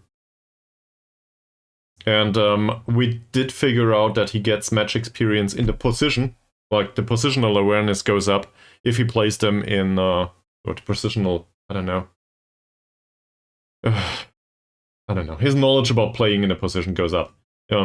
If he plays them in the friendly. I do not think there is much match experience to be had in friendlies then. In fact, I was taught there is 0. Don't want to bring on Sophie. RC is not really needed. Choo-Choo has a decent game. I think I'll leave it at that. Okay. So, my expectation from these two is that the result is intact. Pressure lifted as well as inspired. Okay. For whatever reason, the pressure just lifted.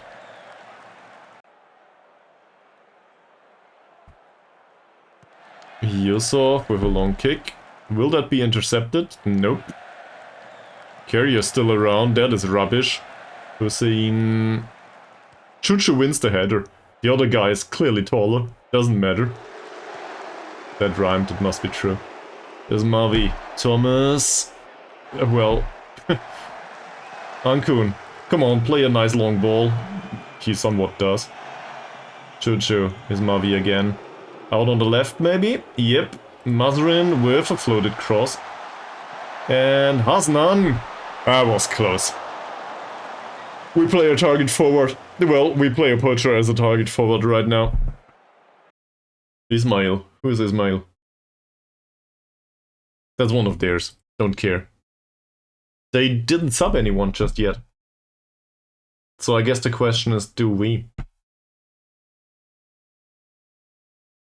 Maybe once they turn out to be even more tired. But so far, I'm pretty happy with all of this. We'll increase time wasting a little bit. And hopefully we'll make it past the next 8 minutes and maybe also the stoppage time. Carrier for Thomas. Not bad. Baru, Ankun, Baru again. And now there's a dribble and nothing else. Mazrin. Mazrin with a floated cross. Hasnan. It's yet another one over the goal. Just imagine Jorge Cesar in this setup. He would have scored 5. Just from sheer supply. Hasnan wins the header versus the defender. Straight from the get-go by the goalkeeper.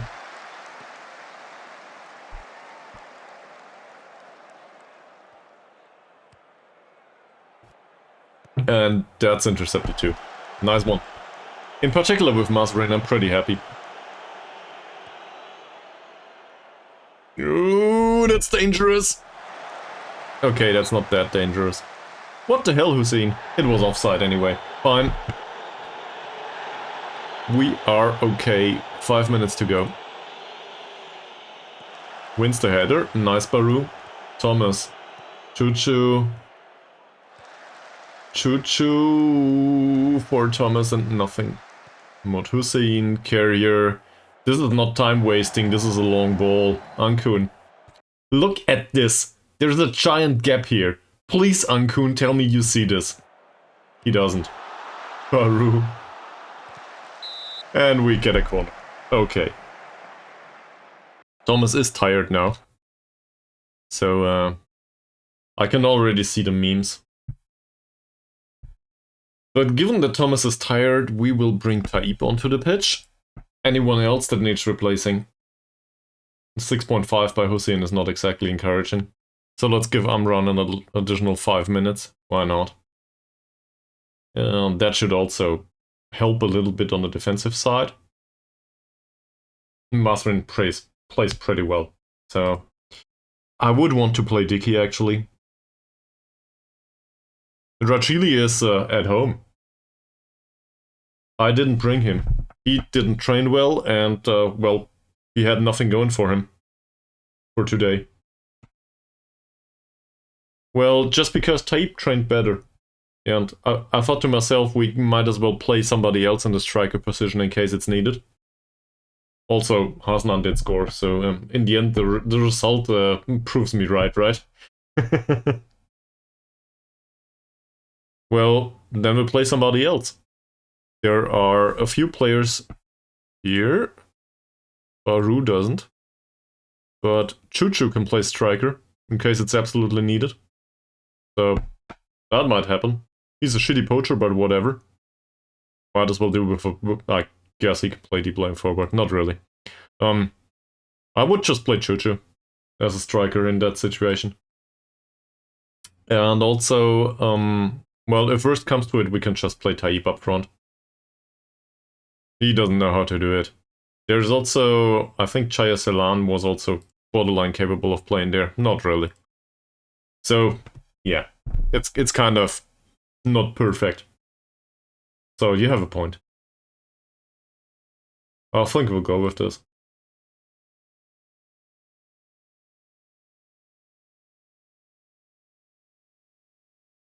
Motivated and happy. So if you are motivated and happy, I am too. Thomas's performance is fine, so hopefully that translates to attribute development. Mazrin will take another corner. Choo-choo wins the header. And there's that. 4 minutes plus stoppage time. Come on, guys. It will be a nervous win, but in the end it will be a win. Carrier, that's rubbish. Ismail on his yellow. Close him. You gotta be kidding me. How unlucky can you be? I cannot believe it.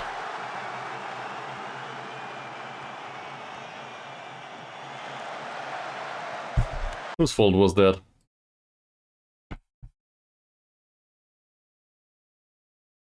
So, Ismavi didn't really intercept. Mazrin was way out of position. He just doesn't belong here. Fuck off, man!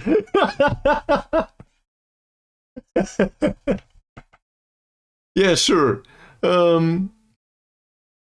They barely had any chances throughout the entirety of the match. That's really unlucky. And apparently it was a tight offside too.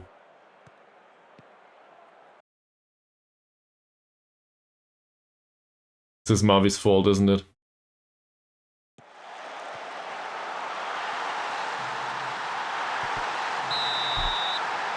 So now we have 3 minutes if we want the 3 points. Cool. Let's roll the dice on that, why not? We definitely have the capability to do that. So we'll bring on Harsey. Chuchu's done for today. And then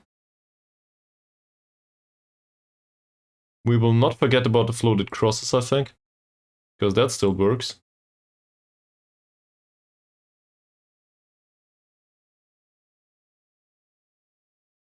Now we will try to score another goal.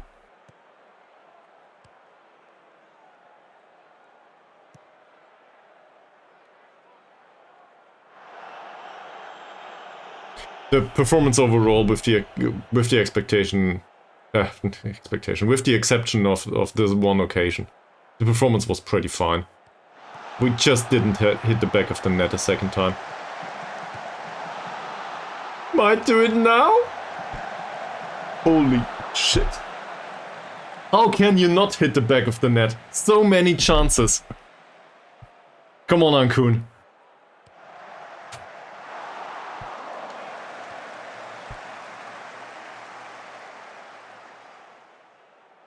This is the unluckiest draw of all of them. Well, maybe not. It still is pretty unlucky though.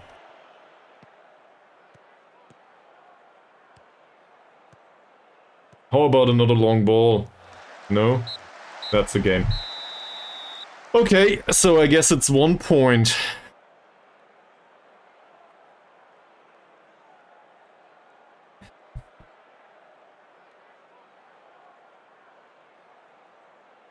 Say it. Should have gone attacking from the start. Really though.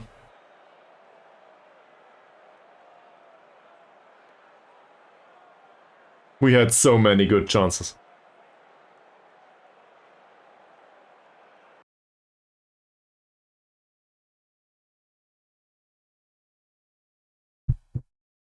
I think the performance was fine overall, by the numbers. Not by the result, but by the numbers. Okay,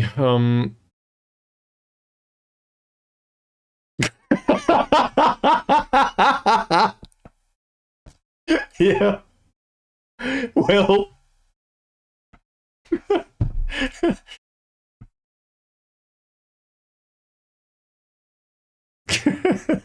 What are the 2 words? Oh... I hate myself. Why did I ask? My my number one favorite occasion here, or my number one occurrence here, is the theme that Mies went from Thomas is bullshit and Thomas is the worst player on the pitch, all the way to he left the pitch and this is why we did not win. So, truth is probably somewhere in between. I don't know where yet, but apparently Thomas is really inspiring. Let me put it that way. Oh, Mies, come on. I should have kept Willy. I agree with that.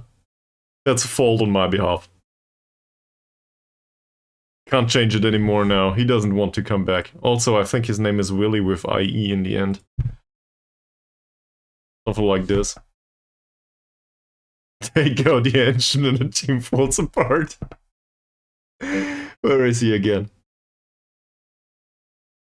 He was a striker though. Should be somewhere. He's with armed forces, right? Just have a look at transfer history. Where did he go? Ramon, there is Alfonso Joseph Willi. Yep. He is a fringe player with them, and apparently he played for 9 matches and he scored 1 goal. Free Willy, Alphonsus Willy, Alphnosis? No, it's Alphonsus. Okay, I was confused. Yep. That's it. 1 goal in 9 matches. He probably would have scored more down here. Gotta give you that. So...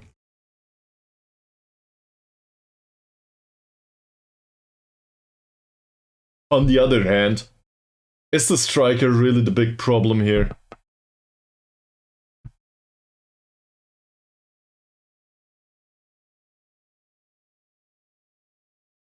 Denied by a late goal. True. Thomas is player of the match, so you got that right. Sure. Sure, if I find it. That should be in stats somewhere, right? Where is that? He has 3.97 so expected goals per 90 minutes is 1.19. So that's more or less within the realm of expectation, I guess. What we just saw. He did score 1 after all. No. It's more or less with the rest of the team, I think. Have a look at this.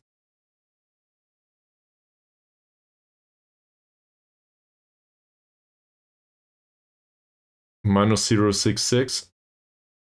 Where did you get that?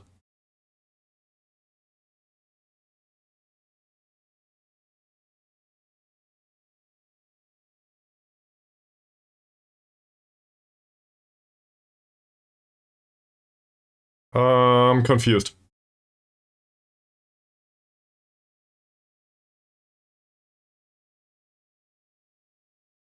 Yeah, okay, yeah, that's true. I see.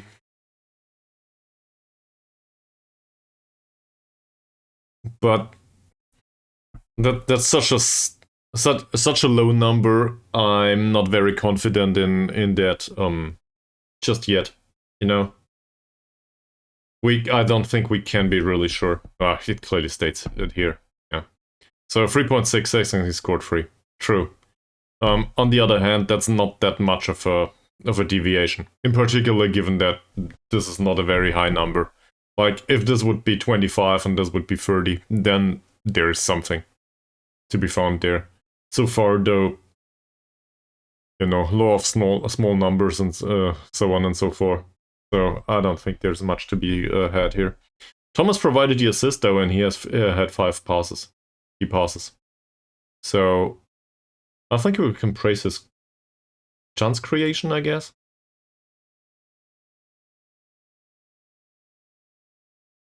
Good luck. Also, this is the 8th match in series that we didn't lose. So that's good. And apparently it reaches 10 games for whatever reason now. Oh, including the cup matches, I think. True. True. You can say that. That's true. Also, if not for the floated crosses in this match, he wouldn't have scored at all. I think it was by a cross, right? Or maybe. How's his heading? His heading's 9. He could have had all the chances in the world. Well, he's a little bit weak, so maybe he was pushed out of position sometimes. Who knows? So we will put this guy onto the pitch for this specific occasion. And we will tell him to dribble less. Shooting less often, not really. He can play more direct passes. Yep. And I do not think he's a good tackler. Tackling 5. So, don't know. Probably not doing much. Very different thing. He is very familiar with the entirety of the tactic already, for some reason. The friendly against Sarawak I will not manage, at least if you don't force me to. So we will skip over this.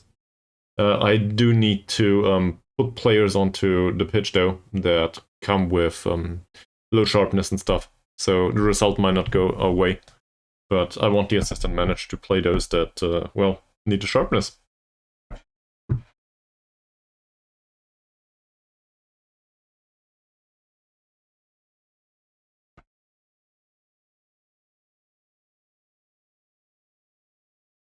Negatives. We've conceded 1 of 8 shots attempted from inside the penalty. What's a negative about this? That's not that many. Oh, from outside the penalty area. Okay, yeah, well, so it's 1 shot. And they come into attacking positions.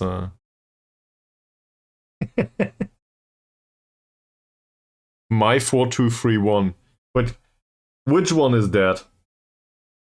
I don't know if I'm open up for debate. This is not this one, isn't it? This is one that you made up again. Let me guess. It contains. I don't want to import tactics all the time, make a billion. In general, I think this is pretty funny. But if I do that throughout the season all the time, I guess I just want to keep it consistent.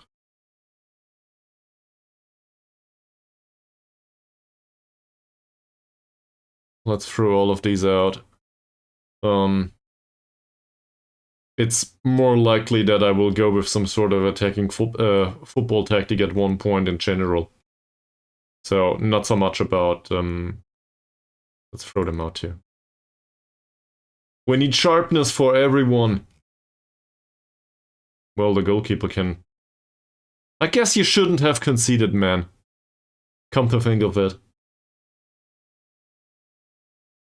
You really should have saved that 1 shot. It's your fault.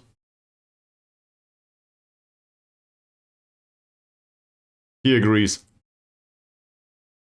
No, I didn't. How did it go? There's probably highlights.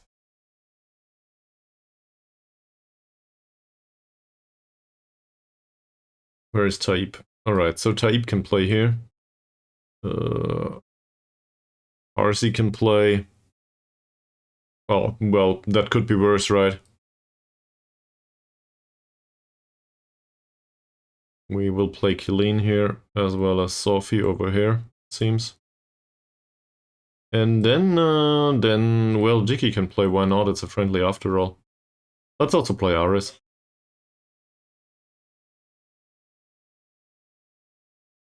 Give me a second. Somebody's coughing their lungs out there. Give me a second. BRB.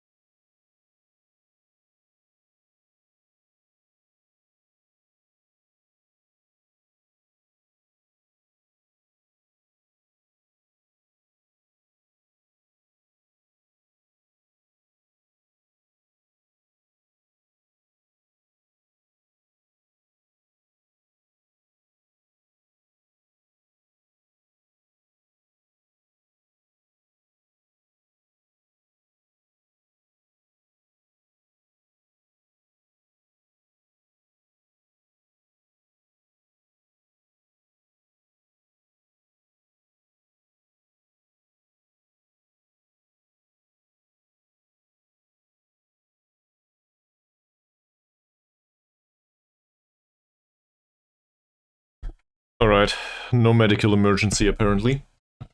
So, We will continue this. Everybody's fine. Where was I? We need a central defender. Well, we need somebody to play central defender for the friendly. Preferably somebody that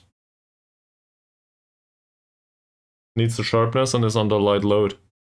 So given that there are no central defenders available right now, do we have somebody in the under 19s or something? Sure. I mean, we signed some. Might as well play one of those. Does it matter? Not really. We'll do that for the friendly. And the rest of the squad he can pick by himself. Sure, Nullet will do this. He's the assistant manager after all. Also, he's trash as a staff member. Sorry to put this to you, Jaron Nullet, but he is. Real versus RB. Didn't catch that recently. So, okay.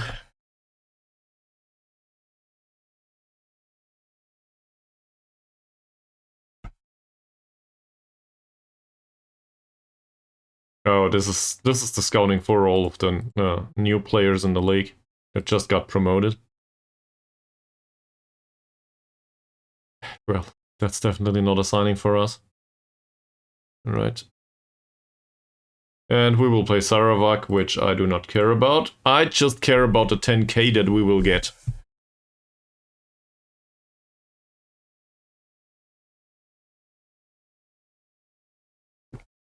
Seriously. You're creating memes while I do the stream. Is it whilst? It's whilst I'm doing the stream, right?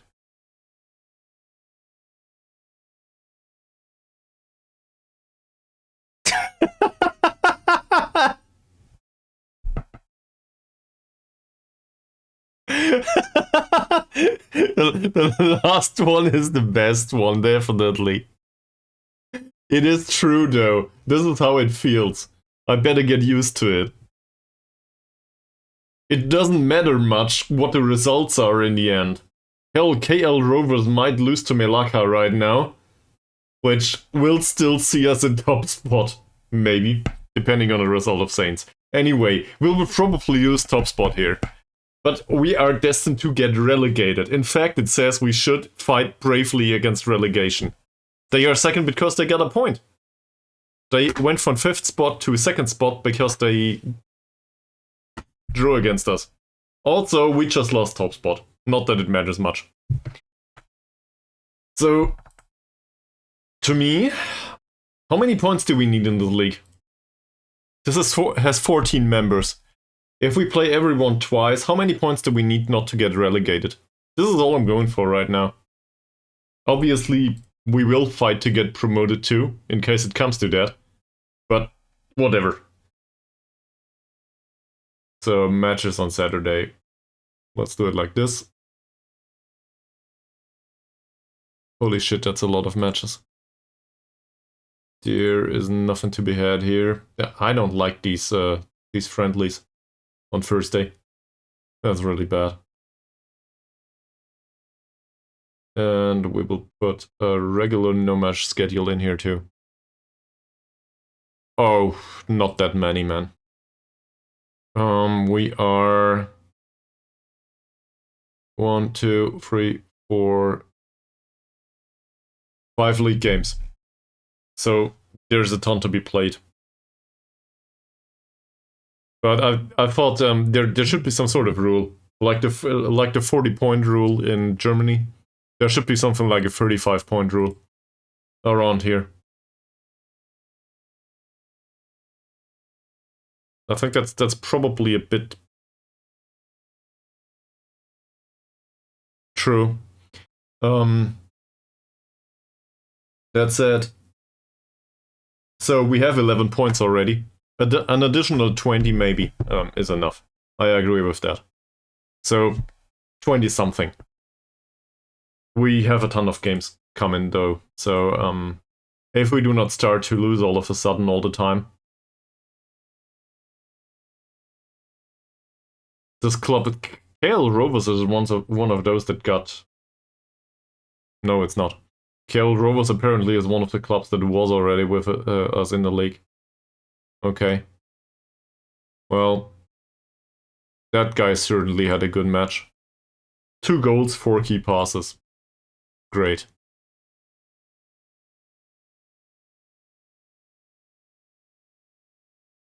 We will see an improvement in dynamics, that's for sure. Or in team cohesion, I think. Given that some of the players will leave. So we have an additional 24 days until 3 of our players leave. And we will have a new transfer window. That will be hard on us, I think. We need a replacement for a central defender. Somehow. We could use just quality, really, overall. But first and foremost, I think we need to give the players real contracts. We gotta get rid of these non-contracts. And given that this is not a thing that the board will agree upon right now, we're not allowed to do that. The only thing I can think of is print fucking money all the time. Print as much money as you can. So we try to make money, and hopefully that gives us something in terms of signing players on real contracts. And then performances will probably improve, given that there is not that much fluctuation in the squad anymore. But really, I picked one of the best places to be in yet again. All of the people that that watched that Sealand video will go like, yeah, Malaysia, good stuff. And I will be like, okay, I need to get rid of this. I need to get out of this place. Please take me off this island. But yeah, maybe we'll just stick with it for a while. You've been there? I've never been to Malaysia. I guess I'm not much of a traveling guide. Guy. I don't know. I wouldn't be able to tell. Somebody on YouTube commented that they are from Sarawak. So who knows?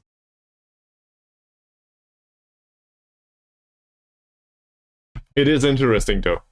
There's a theme there. That's the second time in a row that I pick a random club that is in the middle of nowhere.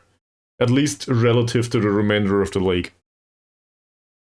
So I'm painfully aware that Kuching is, well, within Sarawak, and that there's bigger parts of Sarawak, but the rest of Malaysia is somewhere else, more or less. No, I didn't, because it's Mises, the one that is responsible for history of Sarawak and Sarawak United. So, oh no. Sorry, man. So, I didn't, but you researched it pretty well. Right? You know nothing. Okay, well. In that case, well, you might just ask him yourself. It's part of a YouTube conversation somewhere. I will not put this on as a link in here right now, but it's under the video somewhere. So feel free. Okay. Yeah, I will link it to you later on, if you want to.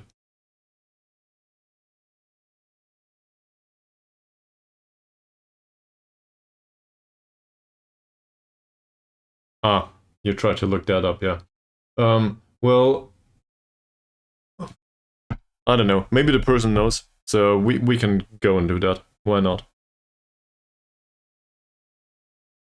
But in the end, I guess it's about the circumstances of what happened in real life. But we will just have to deal with whatever happens here on in Football Manager anyway. So it's kind of weird, really. Oh fuck! Sure, we will play Kuala Lumpur next.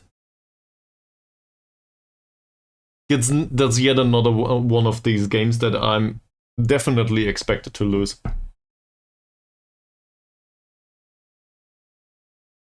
Okay, Harsey needs final third training, it says.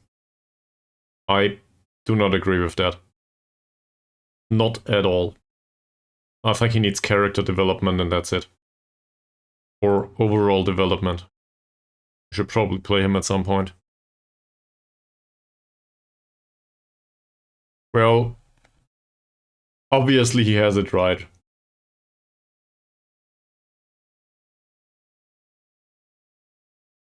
Facile, low training rating. He should train ball control, it says. Well, his dribbling is shit, I agree with that. I do not agree that he needs it though. So, will not do that. And Taib, ball control too. His dribbling is bad. He does need dribbling. He also needs long shots, off the ball movement, and a ton of other stuff. So, not going there. We'll keep it on this regime. Zainuddin.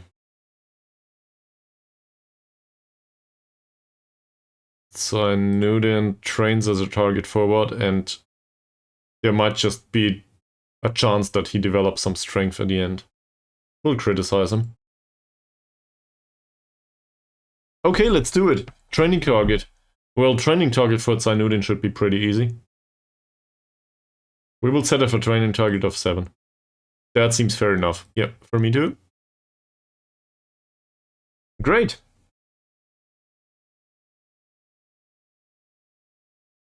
Ankun.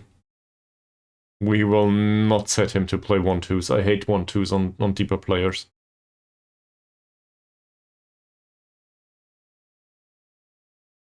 So, not doing that. Bauru should be added to the professional group, it says. Where is he? Training, mentoring, where the hell is Bauru? He's not part of any group. Yep. Could be an idea. Where is Bauru? Here, he's 23 in balance there. That'll be a negative influence on the professional ones. I don't like it, not for a low knee. So not doing that either. Yeah. And I think it's, well, it stops more frequently too in the transfer window. That's a feature though. So that you can negotiate and react on ongoing transfer business. In particular in the last day. But it also slows down obviously because there's a lot of stuff to be done by the computer. Pretty happy with Hussein's training performances. Sadly, he doesn't develop. Maybe we need to work with on our coaching stuff. And well, he doesn't develop either. Both of them are low knees, otherwise I would probably add them to a mentoring group. We could, you know what? We'll do something like this. We'll put a remainder of the low knees in here.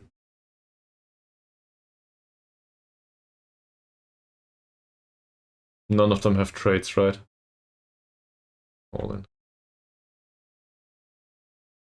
So all of the low knees are unimportant within the squad, so they can influence each other just fine. And that should result in a more or less balanced profile for their hidden attributes, at least throughout the season. So hopes are this has, I guess, a minor positive effect in the end. It might go not that well, I don't know. We'll see.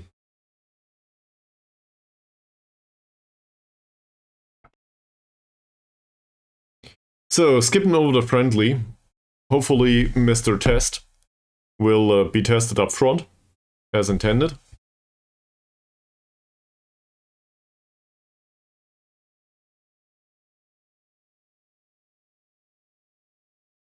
And then we will play Kuala Lumpur, who, for some absurd reason, are less threatening than the club that we threw out of the cup recently.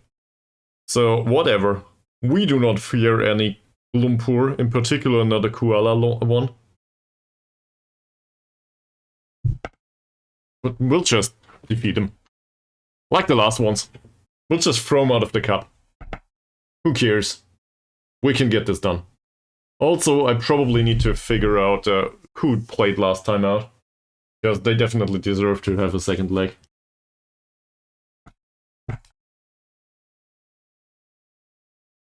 Well, maybe better phrase it as one additional game.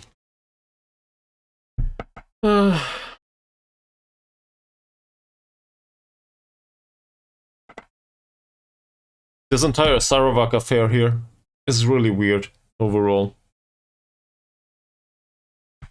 Because we also can play them in friendlies, so they retain sharpness, which I think, at least to a minor degree, contributes to player development. Fuck no! We need Ankun. Sorry for being like that. I guess we have other playmakers, it's not the worst. So much for him enjoying that big match. He will not enjoy it.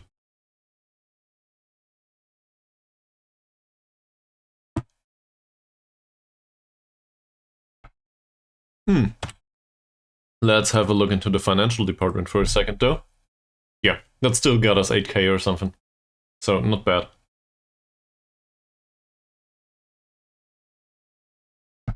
I like the fact that we can play 5 league opponents and nobody cares, but as soon as we play Sarawak,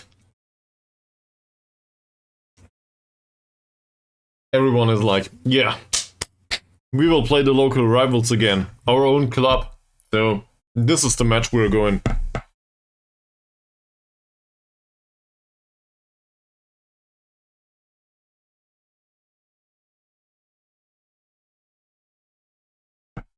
It is, though.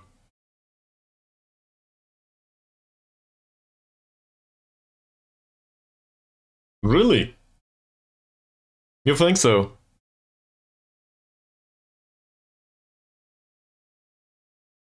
This is highly realistic. I'm sure of it.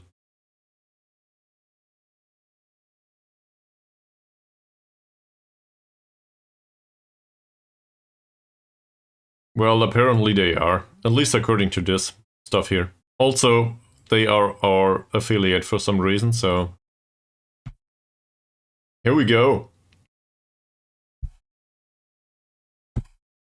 I have no idea how any of this works. Just that there's no transfer fees between the two clubs.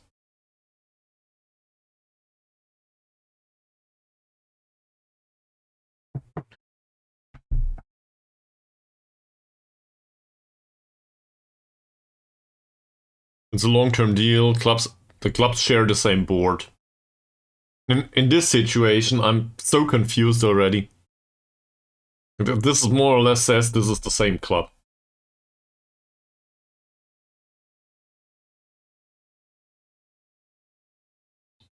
A link between Sarawak United and Sarawak is seen as an ideal chance for Sarawak United to send fringe players to Sarawak to put them in the shop window. This league is not loaded.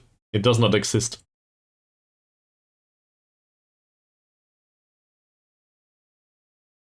The terms of this deal will prevent Sarawak from playing in the same division as Sarawak United. So, they can't be promoted to this level. They can't. Because we are in this league.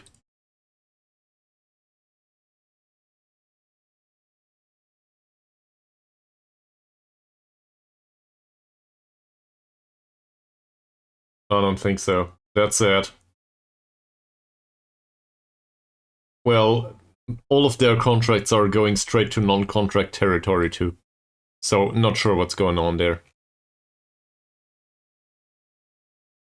It's interesting, this might not be the case for the remainder of Malaysia. So, maybe we are the only ones forced to do non-contracts all the time. And the remainder of the league just does regular contracts. Hell, we even offered the star player, Mr. Test, a non-contract. Okay. Serious business coming right up. Cool. Yeah, sure. Do we have an analyst at this point?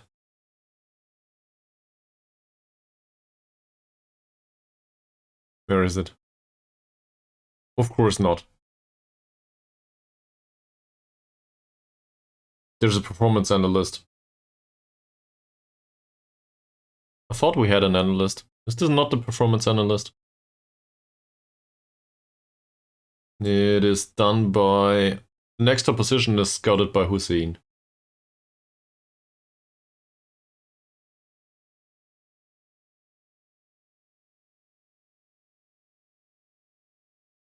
That should have been active. So, I don't know. Either there was no time or FM things. Whatever.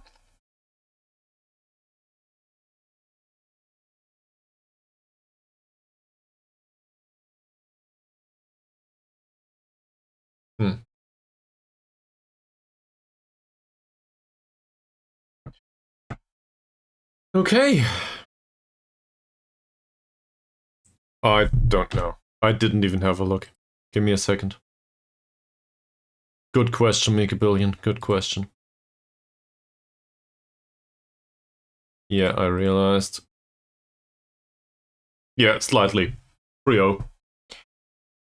So, who scored though? Let's have a look. Oh, I want to look at the goals. Let's watch the goals. So apparently this match was pretty even. At least according to the shots taken. So let's watch the goals at least. This is what Chiron Nullet does to us, by the way. So we will blame him repeatedly, given that he's assistant manager. That's a dribble by Harsey, out on the wing. Not a bad cross. Low cross, and Test converted it with his whole whopping 3 points of finishing. Then we have Taib here. Okay, that... I think everybody saw that pass coming towards Harsey. He didn't stray offside though. Mohammad played. I wasn't aware that he was part of the friendly. Not a bad idea. And Harsey at the long post. It's a far post. In English at least. In German it is kurzer Posten und langer Posten, I think. Right? So short post and long post. But it's near post and far post in English. Which makes more sense, to be honest. What's it in Swedish? Is it near and far, or is it some sort of short and long?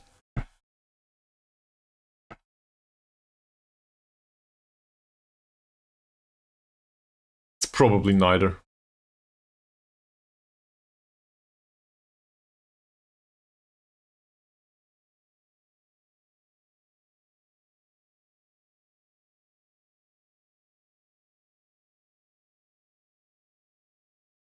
Okay.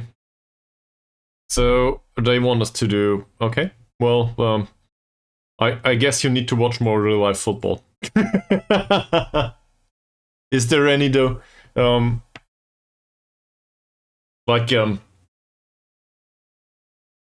Sometimes I explicitly switch off commentary or try to find... I will not elaborate. I just reconsidered. But in general, I enjoyed the Corona stuff pretty much. First and second post, that makes sense, yes. First one being the one closer to you, right? Not bad, yeah. That's a good idea. I think near and far post makes more sense than kurz and lang, though. So that's definitely... It just makes more sense. Medical department isn't that great. And well, the coaching could do with some improvement too. We are not top level in Malaysia, so that's not good. Maybe have an additional coach? Like a set piece coach, maybe? Or maybe... Oh yeah, a coach for the senior squad, exactly. Performance analyst, I don't think we need a second one, do we? On the other hand, let's ask for one. Maybe we get one. Not sure what a second performance analyst would do, though. Probably help with performance analytics. So it says here we should go for possession phase. I have no idea why that is. We didn't even have a look at the overview. We just had a look at the lack of scouting. Cool.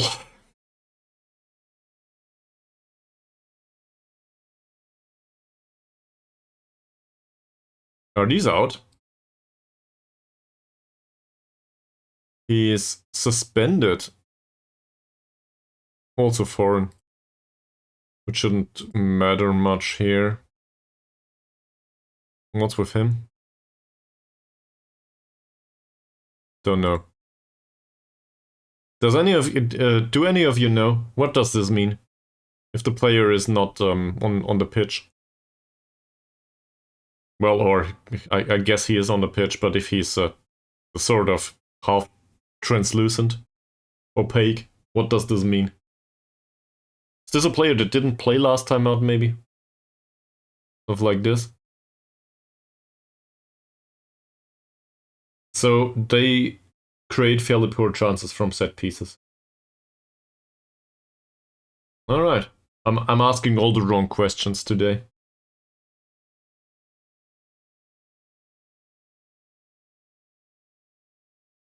And 8 of 23 assists conceded in the last 20 matches have come from deeper precisions. They are not that fast in general.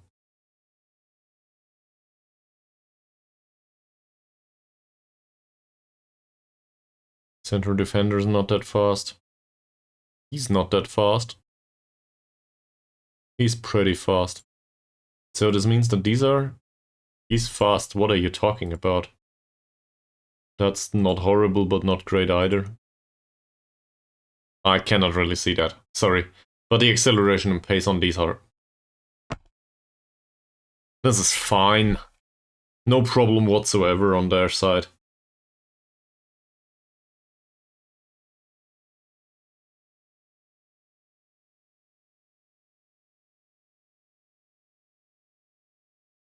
We could play foreign players in this match. There's just a problem that we don't have any. 7.55 training rating on Thomas. That's great and all, but you might want to translate to attribute development here. Also, what's going on here? Oh, this is the attacking mentality. Yeah, he's not used to that yet. Mr. Carrier does improve, though. Slowly but steadily. Please tell me we will not lose Carrier at some point. I've really gotten used to the guy. Which reminds me of another thing.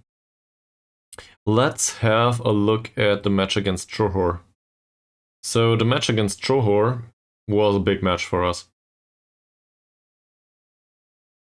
And we did win it 3-1 with Baru, Chuchu, Hasnan and Thomas.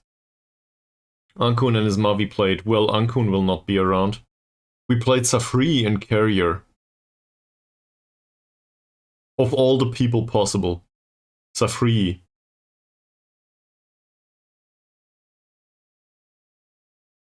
Mod Hussein and Masrin makes sense. I would have picked those anyway. Alright, so... Mod Hussein as well as Masrin. Carrier is not debatable. Ismavi as ball-winning midfielder, I guess that's fine for a second time. We need a replacement for Ankun.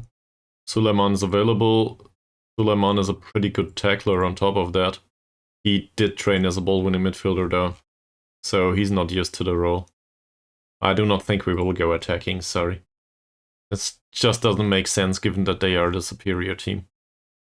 I could have been convinced, for example, by their strikers being really slow. But that's the opposite of really slow to me, so not going there. And well, one of the strikers we know absolutely nothing about, so there's that. Safri or Kalai Harasan?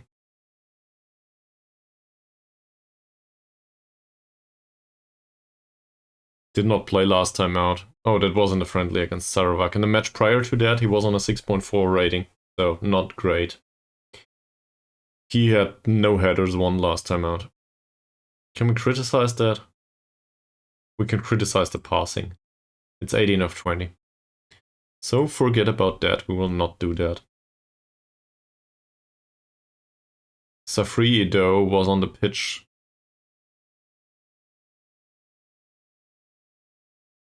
when the goal was conceded, I think. It says here he had a good match against Sarawak, so I guess we can play him. And Mr. Keller Harrison makes it to the bench.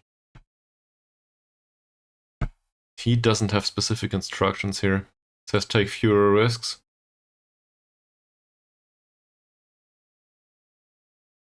No hard tackles on him? Oh, his tackling is 8. Okay, so we'll stick with that.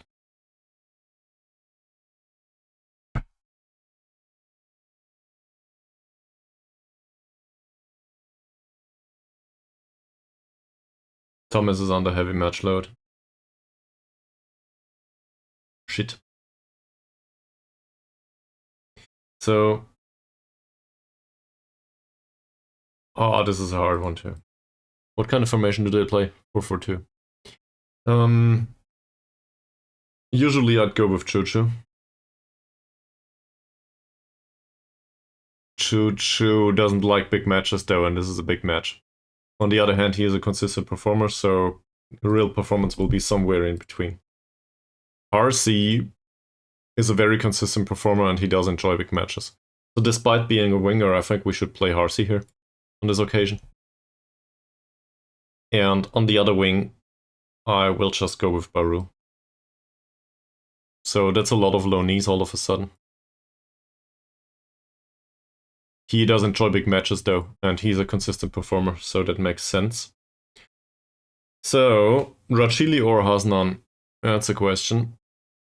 Rachili seems to be consistent, but not in big matches. His training performances didn't improve much either. Hasnan, on the other hand, training performances are also bad.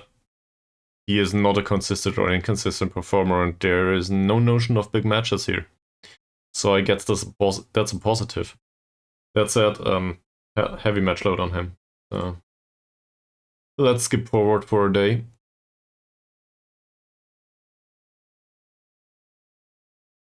I guess we comment on that again. I don't know where this is coming from, but I need another bathroom break. It might have to do with all of the water and coke going there. So I'll be back in a second. Maybe skipping forward a little bit.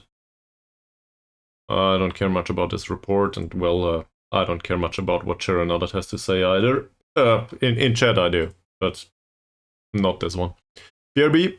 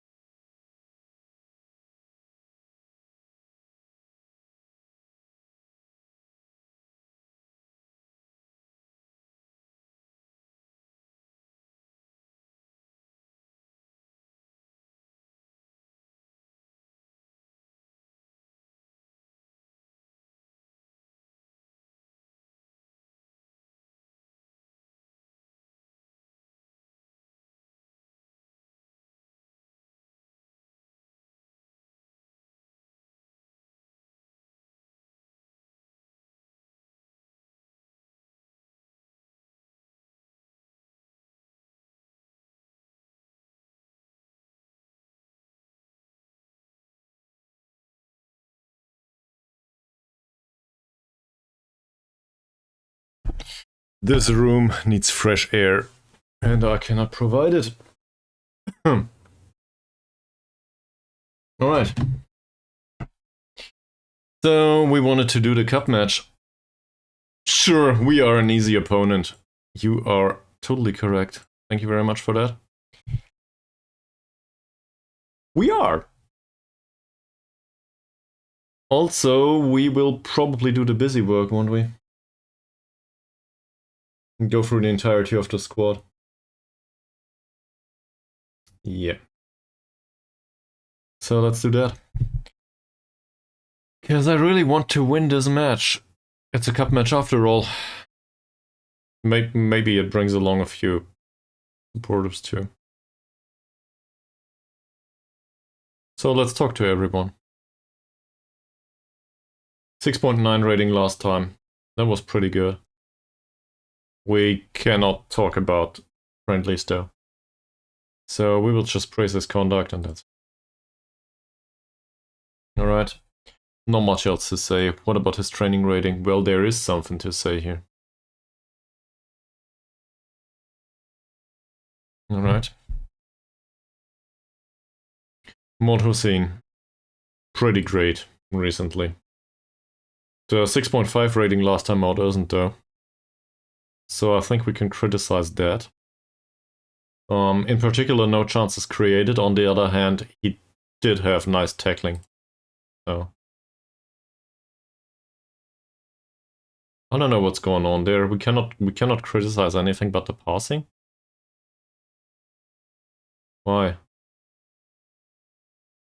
Maybe it counts the friendly against Sarawak. Not sure. Killeen did have decent passing in the friendly. Not much to say here. We'll praise the conduct. Let's have a look at the training rating. That's fine. We'll give you some playing time, Killeen, and then hopefully you can do even better in training. Definitely needed. That said, his passing's pretty good. So I like Killeen overall.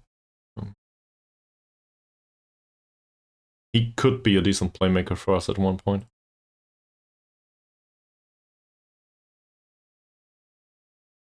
This guy's training is not very great.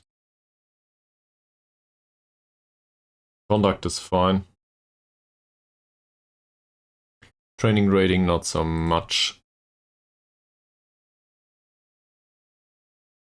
Okay. Rajili.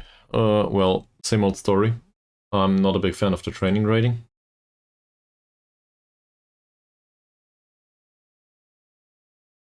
Okay, so there's that.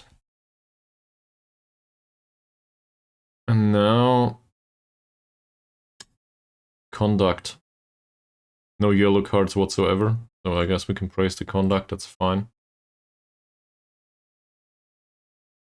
Roslan didn't play recently. Deservedly, I might add. It's just not the way we train here. And apparently he doesn't want some sort of target, so okay. Conduct is fine though. Safri, no grade in training either. Form 7.2 versus Sarawak, 6.5 last time out. I do not want to criticize any of this. In fact, let's try this. I just want to find out what's going on here. Oh yeah, we can criticize all of it here.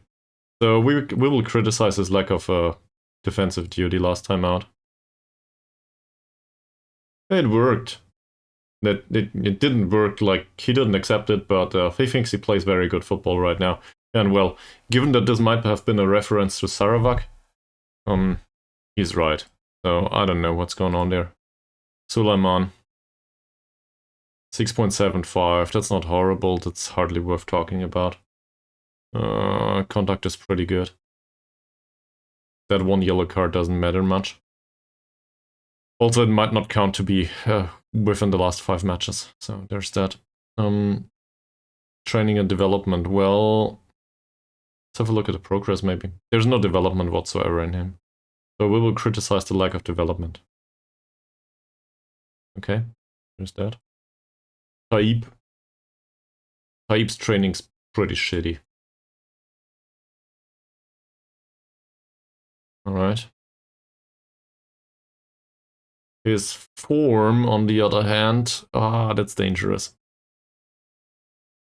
I will go with the conduct here. And his form is pretty hard to determine. 7.04 is not great, but not really bad either. I'd rather not comment on that. That makes sense. Test. Well, he will not play in the next match. Neither will we.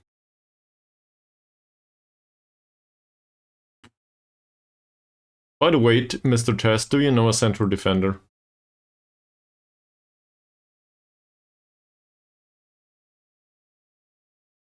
He doesn't know anyone, and apparently it changed his morale negatively. That's new. Thomas, in his role as an attacking midfielder, did do pretty okay. More or less. His development isn't really encouraging. But I'd rather not comment on it. He trains well. There's that. It's ideal. No negative conduct. So that's a plus. Training 6.75 isn't horrible. Given that he's 25, I expect a little bit more, but whatever. We can deal with it. Sophie 6.7, not really great. Not really horrible either. Well, in the match against Sarawak, he played pretty well. I will probably go with the conduct there. That one yellow card doesn't matter. It was also in a friendly, so it might not even count. Amron 6.7 and a friendly. Conduct is fine. How is the training rating? 6.5. That's not great. No development whatsoever. We will criticize the lack of development here. Oh, he's 32. Okay. I agree with that. That's not horrible. Ankun is injured. Sadly.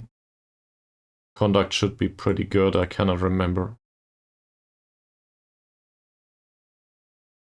Why is his morale fairly poor? Is this just due to being injured?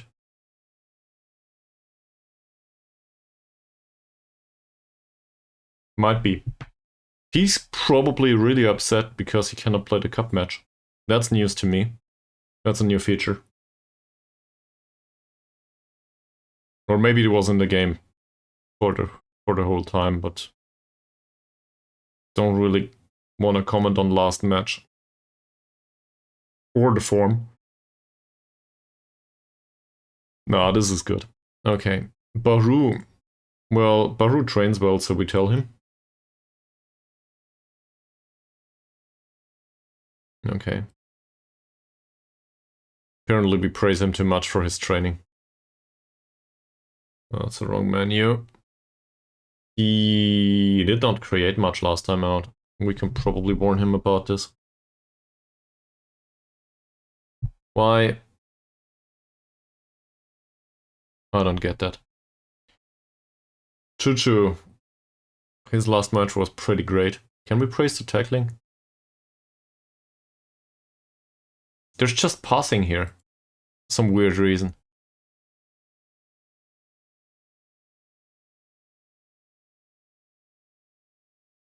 Given his age, the training rating is probably fine, so I guess we go with the conduct in their stead.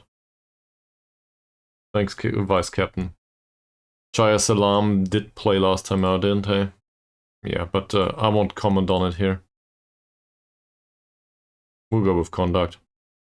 Given his age, this is pretty great as a training rating. Don't want to praise him for it though. He might not agree. Dicky. Training's shit. For you in particular. Yeah, training target. Please, Dicky. Please go with a 7.0 rating. Thank you very much. That should help.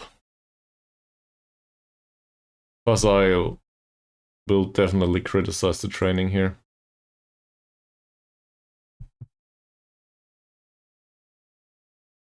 Didn't play recently.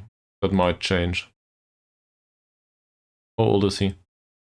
He's 33. Never mind, I will not criticize the development. He's in decline. Parsi had a pretty great game. At least in the friendly against Sarawak. So let's praise him a little bit. Training rating's not good enough. How old is this guy?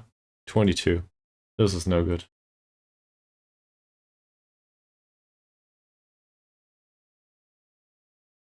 Hasnan. Well, Hasnan. Your training rating is still shit. You are 21, man. You did play recently.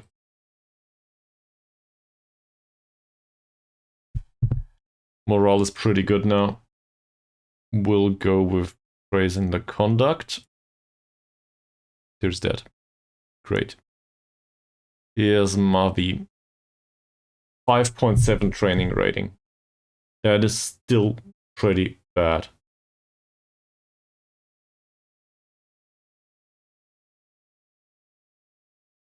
Okay. He doesn't want to have a target, same as everyone else around here. Tackling's pretty good. That said, if I praise the last game, oh, we can go with more. Okay. Praising the tackling did work. I'm not sure if it is related to the friendly or the other match. So. Whatever. That's all fine. Kalam. We probably made it through the majority of the squad now. So. How old is this guy? 26. For a 26-year-old, this is not a good training rating.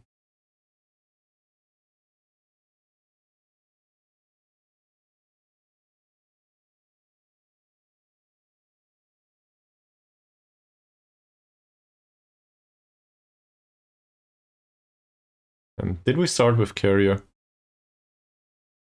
Form says he's been doing pretty great. I guess we could praise the tackling of the match against YPM. Not sure if it would count though. We can praise the heading more or less. Imperious in the air, it says. That's true. We did comment on the training recently though. Kalahara-san. 28-year-old, won a 6.2 rating. I think he could do better. Doesn't want to have a target. Conduct's pretty good. No problem there. Hopefully it remains that way. Mazarin. Mazarin's very reliable. Hopefully he never hurts himself. It says below average though. I don't want to necessarily praise the training. 7.05 is pretty standard. Tackling 3 out of 3, 6 out of 6. This is perfect. So we'll go with tackling. Here. Sadly a lone player. I definitely want to sign him on a permanent basis. Mode Aris. This is where he started, isn't it? Seems like it. So we went through the entirety of the squad. Great. Let's throw Sideal. And here the rest is pretty obvious. Attacking midfield. So the additional day of rest gave Thomas some time to think about stuff. Same as Hasnan, who is ready to play now. That works well. Do we need Rachili? He definitely is in a better mood than last time out. Also, well, didn't train well yet. But he seems to be in better morale than Taib. Doesn't enjoy big matches though, so highly unlikely that he will do anything useful here. He hates him though, so let's leave Taib at home. We'll bring along Rachili this time. Sulaiman versus Killeen, so I do not want to play Sulaiman here. I think we'll put Killeen in here. Says he's shit at it though. Why is that? Should be used to playing there at this point. Great! Who comes along on the bench? He hates big matches, despite being a consistent performer. And he's inconsistent and dreads big matches too. So I guess Ares is the guy.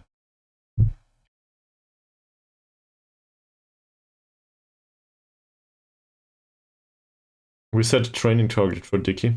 How's Roslan doing? Shitty. So I guess we take Dicky along. Sophie can replace both of these positions to a degree. Oh no, it was Suleiman, right? It was Suleiman. Sophie is the one that is good with the tackle. And he enjoys big matches. And Ismavi relishes big matches, so we will still play him. So we will bring along both. I do not think, well, Ankun is hurt, so not a thing here.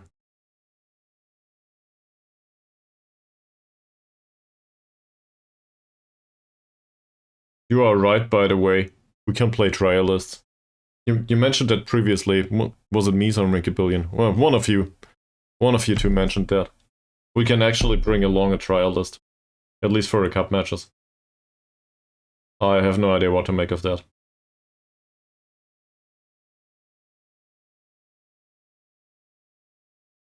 Also, I don't think it's worth doing. On the other hand, we could. How about this? We leave Rachili at home and bring Test along. Is this really what I'm going for? Nah, this is an important cup match. Let's not do this. So... no additional option in midfield. Sophie played there at one point. I'm sure somebody's capable of doing that, in case it comes to it. So we will bring Chuchu as well as Chaya Salan. Chuchu is pretty decent. Chaya Salan is somewhat consistent, but none of these like big matches. Does Baru? Baru does. Okay, so hopes are that the preference for big matches triggers here. I should really focus on this a little bit more. I know that I put a lot of emphasis on big matches and consistency recently. Still, I think I should focus on it a little bit more. Just on a, I guess, on a sustainable level.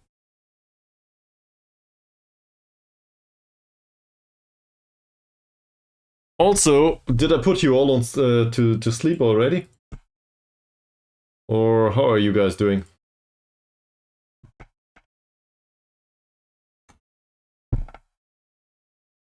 There's no news from China anymore, so I'm concerned.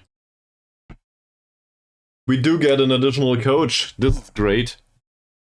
5 coaching members now. And we could also have an additional performance analyst. Sure, how's it going?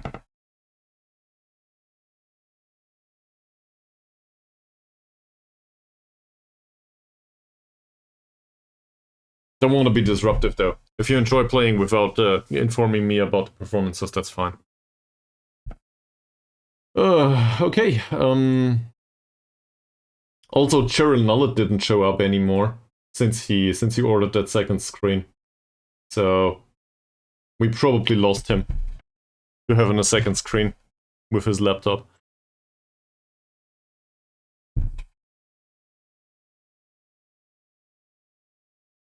Alright. So let's sort the stuff with the stuff.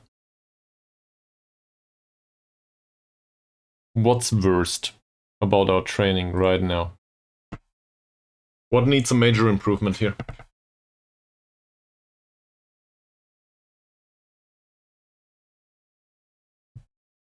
Well, good luck in that case. Maybe try make a billions tactic. I don't know. Shot stopping is worst. So we need that. We did a goalkeeping coach that can do shot stopping. That's the worst.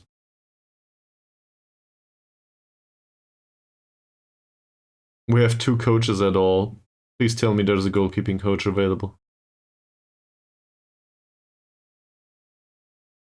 Wow. 5 people. Didn't expect as much. Okay, shot stopping, I said. So this is about shot stopping attribute only. Also, he's rubbish personality-wise and he has 19 points in the mental, so that's no good. What about him? Shot stopping, 2 points. That's better. Also, he's a professional. So I would argue if the rest of them is not good, we will probably sign this guy. Or at least we will try. Despite having 2 points in shot stopping. That's... We should put this in the calculator.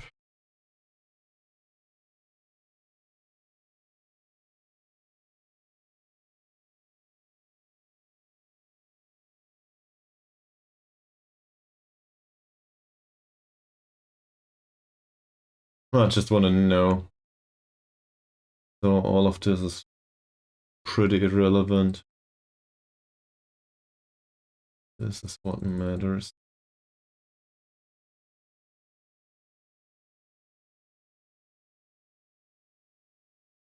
His determination is 4. His level of discipline is 18. And his motivating is 4.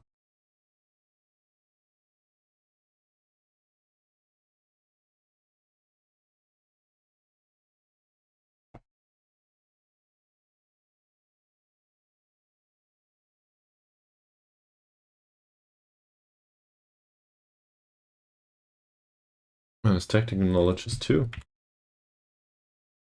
So this is 1.5 star coaching for goalkeeping, sadly.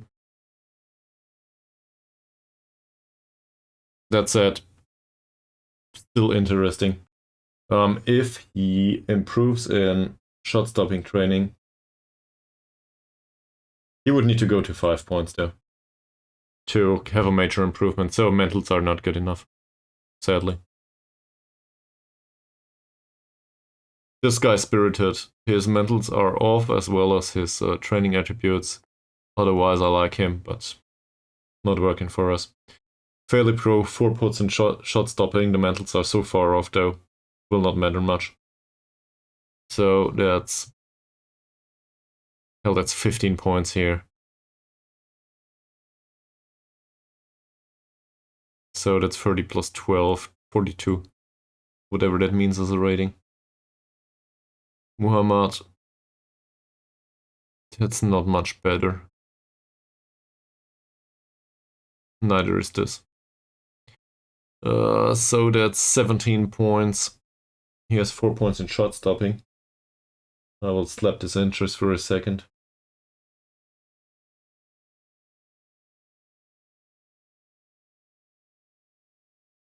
Dear calculator, that's even worse. So what I just learned is mentals they override everything, at least a little bit. So we'll sign him as a goalkeeping coach. We'll start with 75, maybe he accepts it. Nope. 80? Come on, we'll go with 80. Alright. So then we will have an additional goalkeeping coach that can do 1.5 star goalkeeping coaching. And I forgot about the performance analyst, but that's not that important right now. Let's do the match.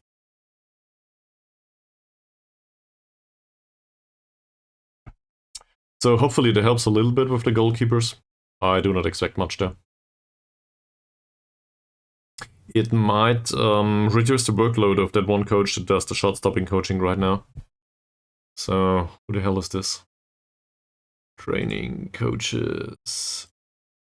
Where was I? Shot-stopping is done by Mod Hakimi Man. Nah, no difference there. It might turn out to be a difference at one point, so hopefully it does. Alright, cup game.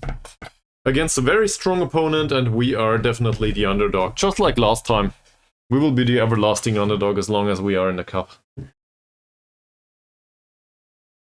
Anyone want to guess a result? Given that we threw out Johor or whatever they are called last time out.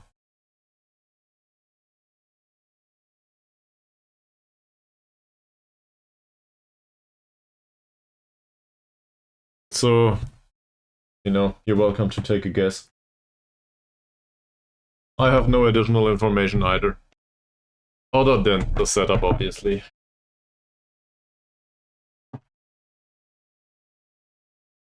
Well, it's a lineup.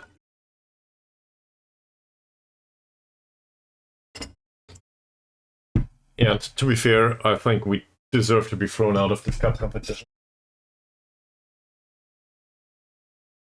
From a skill level perspective, we just shouldn't matter. We just shouldn't stand a chance.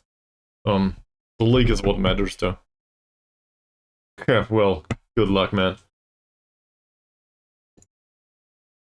That is a very difficult prediction, and I'm sure nobody could have guessed that. So I 100% agree with you. Also, apparently our performances on the pitch are very much reliant on Thomas. At least according to your last statement. So we'll try to play Thomas. I don't care about the draw for the quarterfinal. Now I do. What happened?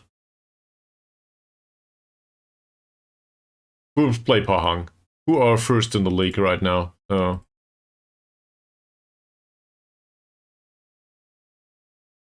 you serious? In this match?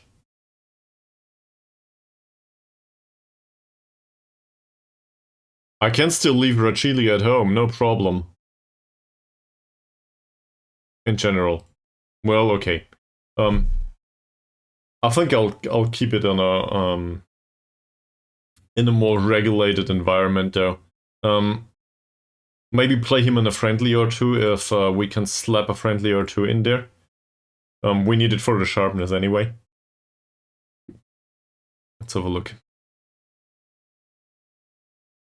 Yeah, look at that. So, assuming we move forward in the cup though, there might be a cup match in there somewhere. Where's the regular schedule? Don't go away. Well, it doesn't show yet. But there might be the cup match in that gap. If there is not a cup match in this gap, we will obviously slap in a friendly or two. And in that case, we can play Testman in those friendlies. And then afterwards, straight against Bukit Tambun.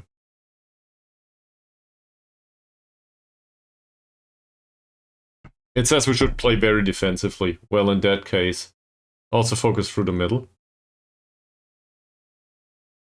We'll do that. I will not increase the defense duties and not play very defensive though. I want to score on the counter. Low crosses. Is this a thing here?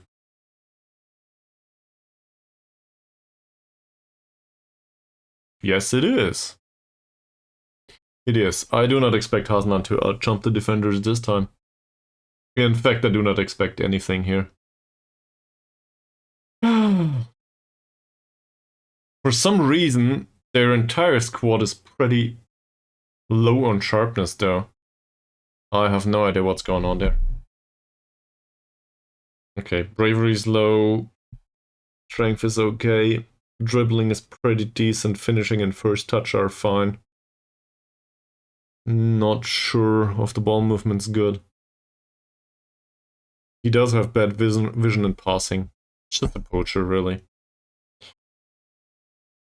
Low jumping range though. But with that off-the-ball movement, I'd rather not mark him tightly, in particular with the speed, so I don't know what to do here. We have no idea about this Rosley guy. He's probably not worse. So, no idea what to do here. This guy's dribbling for their level is pretty bad. Bravery is not that great either. Composure is fine though. Let's show him onto the weaker foot. Passing's decent. Crossing's decent. Guess we triggered a press on him. For their level, this first touch is not fantastic. Yeah. The general midfielder's first touch is much better. Similarly here, overall good attributes. Show to the weaker foot. Maybe get the ball from them, given the first touch and the lack of bravery. I do not expect much though. And that passing is pretty great for a winger. Mr. Van, 9 points of passing, 10 points of vision. Somewhat fast. Off the ball movement is rubbish though. We can try to mark him out of the game, and given that dribbling, that strength, maybe tackle him hard. As you can probably hear by my voice, I'm not very convinced by the approach. This guy's passing, on the other hand, is rubbish. So, also his composure is bad. We will trigger the press on him and tackle him hard, given that he also has low dribbling. First touch is pretty decent, so I expect him to control the ball well, but to misplace the following pass more often than not, if we put him under pressure. So that's a concept. Not sure if this will be successful though. Then we will look at that.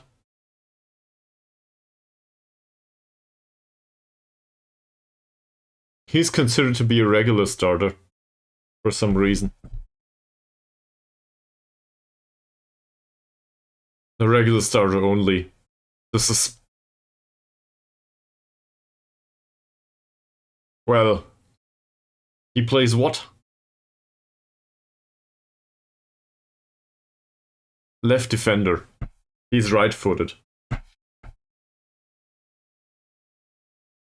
I have no idea what to do with this guy. Probably ease of tackles, trigger the press on him. Marking him tightly is not a thing that will be possible. Showing him to the weaker foot, yeah, maybe. Maybe. But that's about it. This guy's trash. At least according to his passing skills, so we will definitely not mark him tightly, and neither do we need to trigger the press on him. I will not put up a specific instruction though. Baharudin? This guy's passing is much better. That's hard.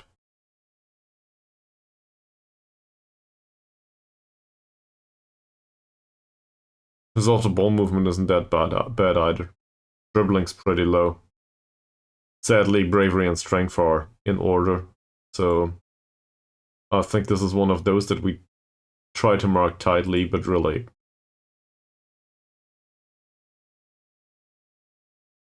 Did I pick the wrong one? No, this is correct. It might work, but the jumping reach and strength are pretty good, so it's more of a nuisance to him. This guy's first touch and dribbling are a bit off. Composure's pretty low. We will trigger a press on him, and there's that. And the goalkeeper? First touch is low, passing is low, and throwing is low. Same as composure. So, let's try to trigger the press on him in case it ever gets to that. That's it for today. Low crosses with Hasnan? Well, probably the best idea for now. It says dribble less. I think he should dribble more, but whatever. I will not change the rule now. Alright, let's go. And for some reason, Ankun is upset about being left out. Sir, you just returned from injury, you are still... He's barely able to walk. And he wants to play. And now he's upset.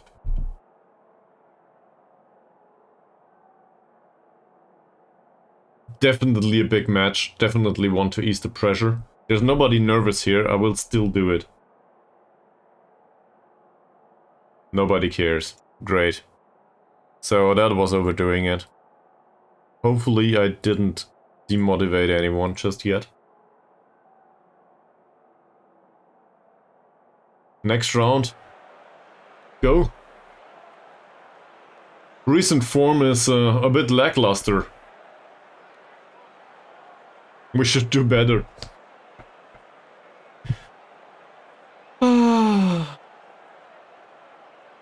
And straight after Kuala Lumpur, there is number 1 in the League 1 waiting for us in the next round of the Cup. In case we can get a result here. Well, a result that sees us going through to the next round, that is.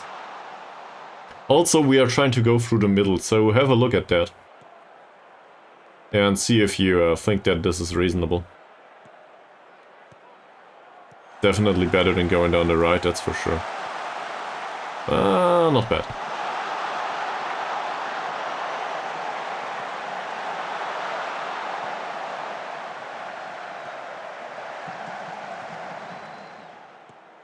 So that could have been fine. Can we defend this? Oh, that's dangerous.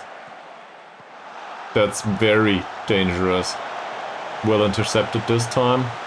Nice job, Thomas. Baru, Mod Hussein, Baru again. Oh, fucking hell. What kind of pass was this? Baru's. So much for winning this match. We'll keep it in a defensive order for now.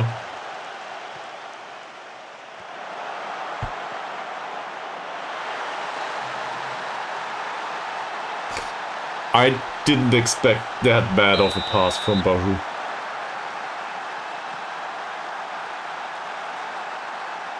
Gotta give him that, it was well intercepted. There were enough players of ours around there. So one of them could have picked up the ball. Or just approached the ball in general. So, if we want to make a comeback from that, it will probably be dramatic. Mazarin nearly lost the ball. It's no good. We gave him that chance though. RC. No good from that corner. Baru. Not bad. RC with a second attempt. Interesting. Safri. Marcin. Safri again. He's not known for his passing skills. Mazarin. Neither is he known for his crossing skills, is he? RC. Oh! That was a nice shot. Could have gone much better.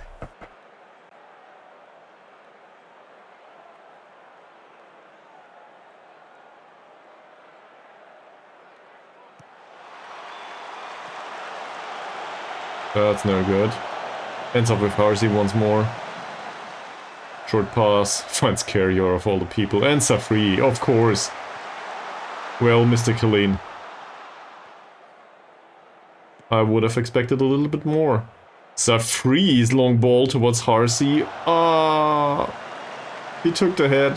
Why did you take the head? If only he could have controlled the ball. That would have been a clear-cut chance. This though, this is a corner for them.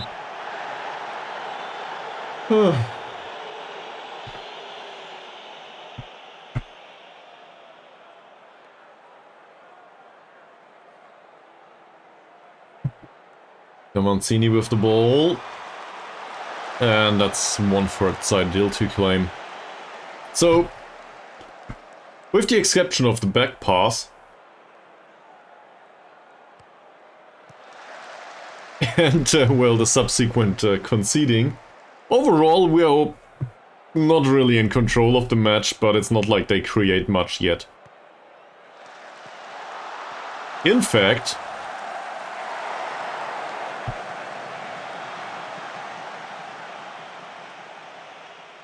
Not sure what to say. Dear Mr. Hasnan, can you do better? He's frustrated. Why would that be? Baru doesn't follow the ball. That would have been an idea here.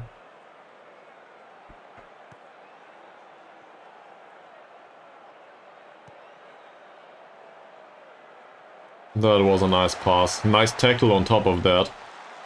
Thomas, get rid of the ball. Or don't. Not bad. RC. That's a corner. I will also take off the time wasting, I think. Doesn't make any sense anymore.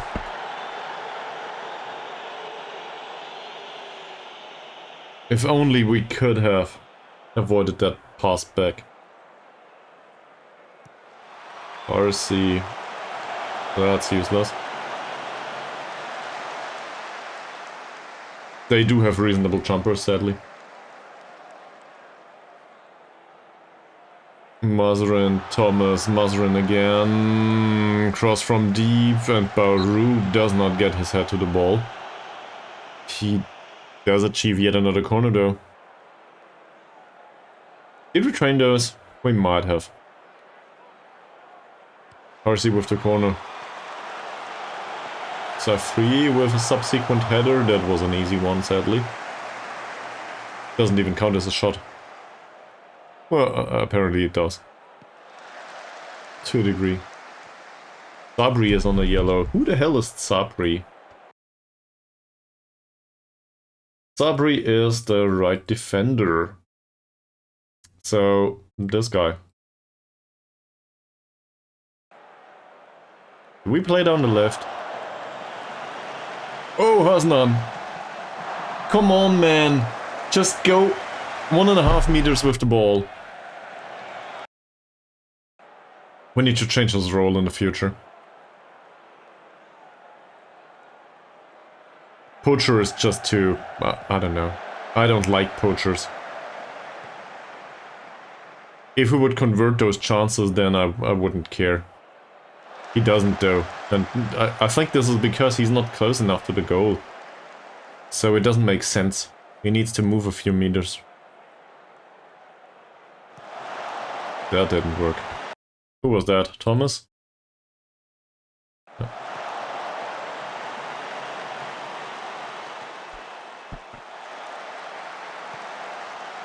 Carrier Mod Hussein probably doesn't get that, no. We did have more chances, but all of it was low grade. We gave them one chance and they slotted it away. 33 minutes into the match. That was reasonably well defended. This Tamin guy is dangerous though. Yes, Mabi clears. And we need some additional encouragement for all of them.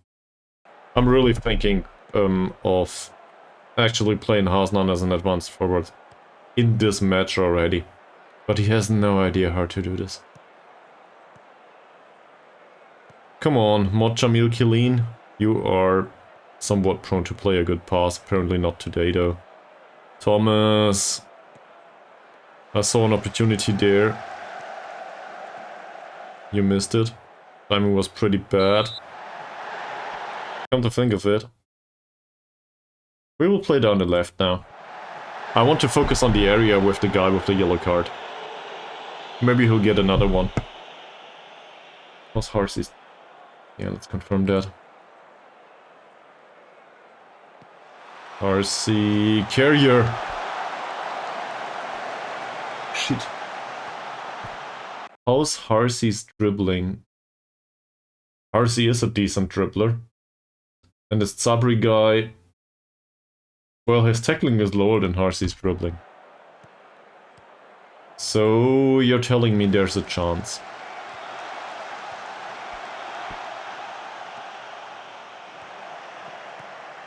Well done. Oh, fuck Masrin. That on top. How's he doing? Ideal claims the ball. Let's have a look at that. Potential foot injury. He's hampered by injury, it says. We'll give him another 2 minutes.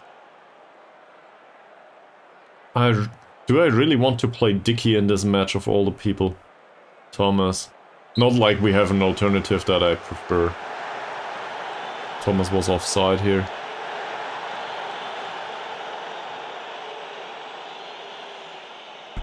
So, we got unlucky. There's barely any chances created here.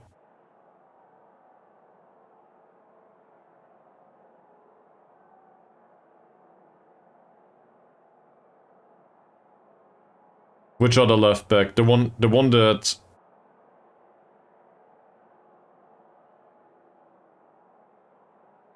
I think I agree, yes. It's not like we have much of a chance this way. So, either we go all out attacking now and risk it, or we don't. The one that sits at home doesn't train well and he's no good. But I guess that's not fair. But his skill level is a little bit higher, but he does not seem to contribute much right now. It's a new signing and he's 33 or something and doesn't train well. He didn't show anything in training. Or in matches. So, we'll play the youngster. Whatever. At least he's motivated. I think we'll do that.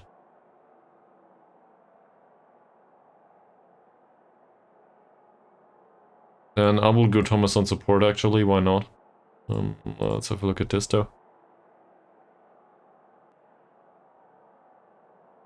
Does it show here? Shouldn't there be a hover menu here? Apparently there isn't. Still might work. It's missing all of the personal instructions though. For carrier, I think, taking fewer risks and tackling harder, if I'm not mistaken. And for Safri, just taking fewer risks. Cross more often makes sense for him.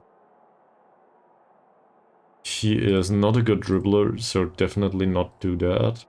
He's not a good shooter. Target forward doesn't make sense. The crossing, I guess, towards center. In general. Is he a good pressing player? Tackling's pretty good. You could tackle harder, in particular given that we only play a second half. Mod Jamil Killeen, that's standard instructions here. How's his tackling? It's fine. No specific... His Mavi's tackling is worse? What the hell? Okay, he does tackle harder though. So, yeah. Weird. Thomas...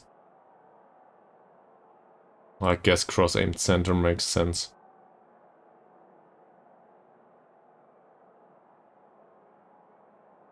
The rest is more or less meaningless. Baru taking fewer risks and shooting less often. Yeah, that makes sense. We still cross-aim center. I don't care much from where. And Harcy's on attack duty. How about the tackling on him though? His tackling's rubbish. Same as Baru's really. So I'd want for both of them to ease off tackles. For him to shoot less often on top of that, I think. Yeah, his shooting isn't great. That said, crossing aimed center for both of them. Okay. And last but not least, there's Hasnan. So, my biggest problem with Hasnan as a poacher is that he is instructed to run less. And I do not think that this is a good idea. I want him to dribble more, given that he's a good dribbler. With that finishing, I could say shoot more often, but it's very likely that he will probably shoot more often from outside the penalty area, so not doing that. He's not a good tackler.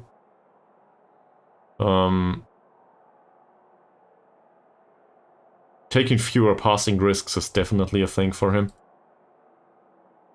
What did I miss? Shooting. We'll keep the shooting as it is. So, congratulations, Hasnan. You will now play as an advanced forward. All of a sudden. And everybody else here, you can do much better. Don't want to hate on them just yet. Is anyone on a 6.8? Is Mavi and Thomas.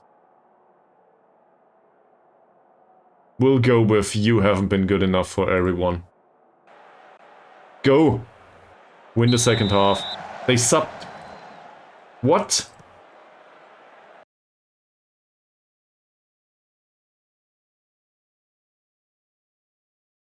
They subbed 3 players.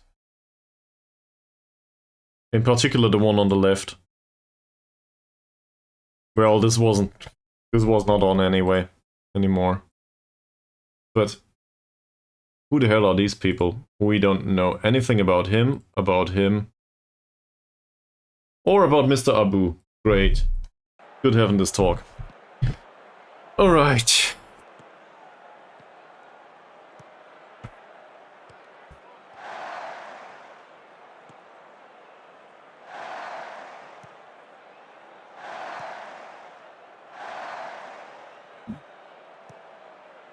Well done, Harsey. This is how we do things now. Thomas's pass is missing though. There was like a 5-minute opportunity to find Hasnan.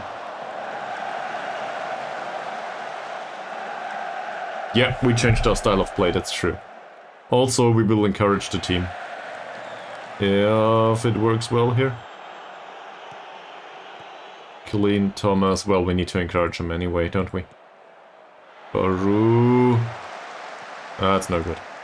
Intercepted by Killeen though, and nobody hurt themselves just yet. Mod Hussein. Baru, clearly no offside. How about a cross? That's not a cross. Killeen, nice pass. Is Mavi. Long shot? No long shot. Hussein again. Decent pass, not great. Clean. Hussein. Is Mavi. What are you guys doing here? Okay. It's something? Baru? Still Baru? And that cross goes nowhere. He did target the correct area at least though. Nice, Thomas! Nice! Forget encouragement. We will take that off now. I'm not sure what to say here. But that worked.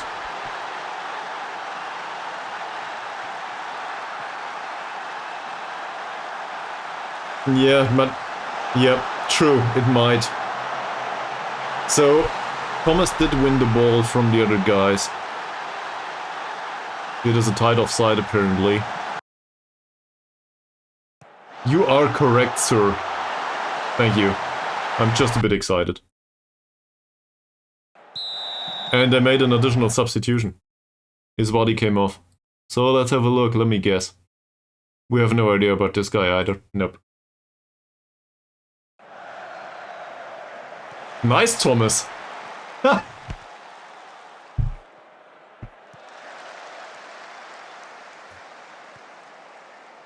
Yeah, it is.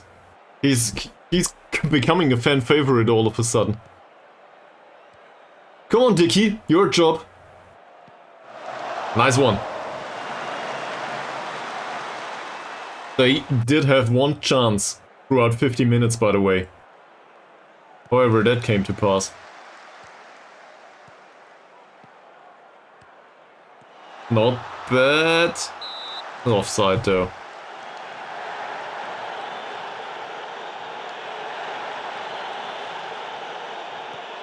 RC, Baru.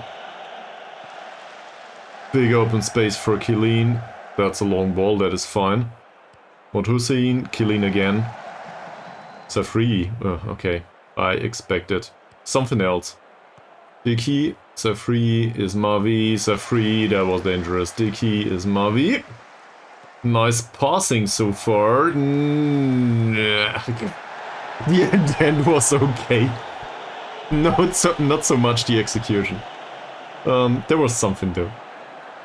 Saidil finds carrier. Low risk passing, please. That's fine.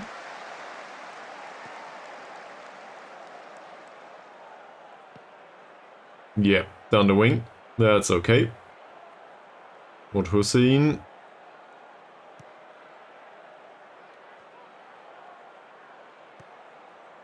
No problem. He finally found the gap. In fact, that looks pretty great up until now. RC skips past his man. Dicky with a cross from deep. That's not for Baru though. Killeen, Baru, Thomas. Can we put another one in the back of the net? Who's Kuala Lumpur anyway? Carrier finds Karsi on a second time. Hasnan. Okay. Well, it was something. At this point, a draw is well deserved, I would argue. If not more. Expected goals say a draw is somewhat within the lines of expectations, I think. Is Mavi... The pass wasn't that bad. It was a good tackle by them though. Come on, Dicky. Nope. Doesn't win the ball. Now Dicky. Close him down. He doesn't. Ibrahim. There's a gap right here.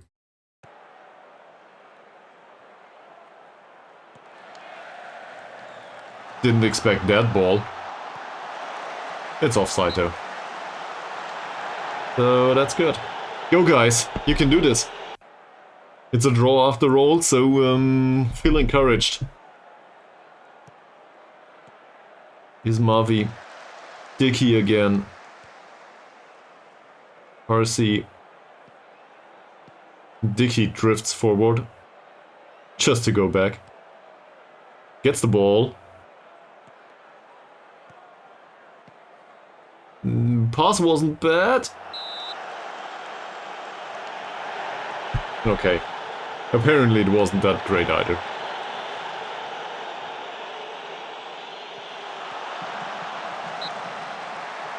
Good job, RC. That's a corner for them, though. But Hussein seems to have a hard time for now. At least according to the rating. Well done, Carrier. Oh, that might be picked up by Thomas. Now, if only Thomas had good passing. Come on, man. That's better than anticipated, I guess. And then we lose the ball. That could have been a really great chance.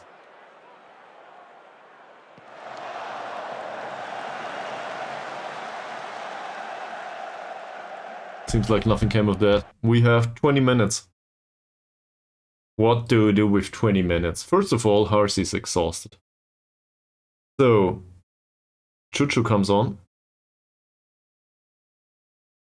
Inverted winger time. Okay, what else?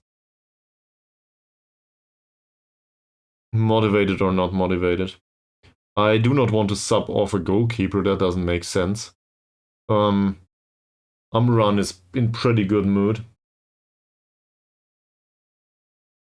Contrary to Hussein. In general, I prefer Hussein, but I think Amran is still fresh. So let's give him some time on the pitch. Kalahara-san is also in a pretty good mood. That said, I'm not sure if I want to sub off a central defender. I guess a free, maybe? What do you guys think? Oh, this might go all the way to extra time, by the way, right? So we will definitely keep them for now.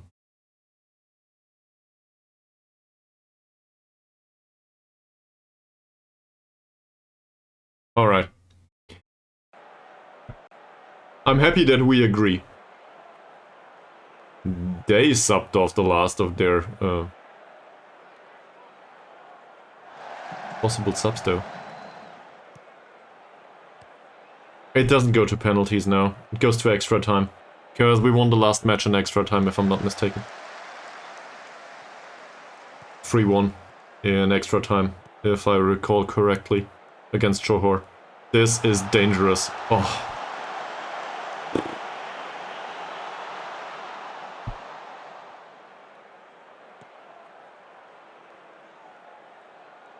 Good ball, Dicky. Killeen. Nice pass for Hasnan. Decent ball distribution. Baru. Come on.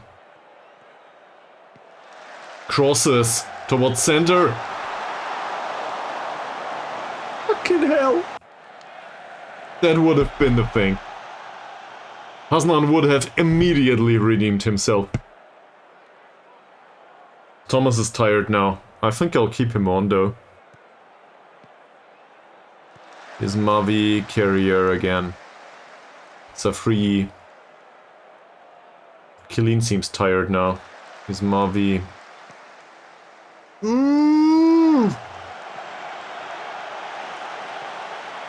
Great.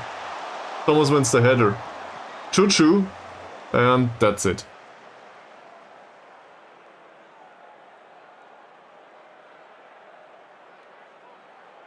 Dicky is cautioned. Great. He's the left back that we brought on because, well, the other one hurt himself. So we will tell him to ease off tackles and also to cross towards center, and then we will hope that we do not concede now. Oh, it's ideal. That was close.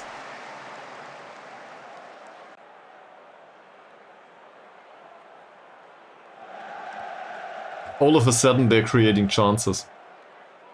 That should be way offside. Yes, it is. Go, guys.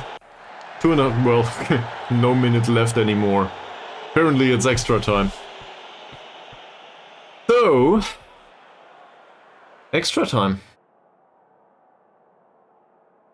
I think overall we're doing pretty well. So we will tell them just that.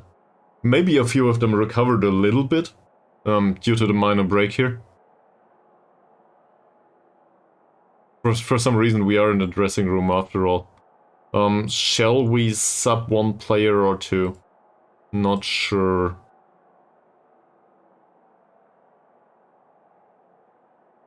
Most of them seem to be pretty motivated and focused.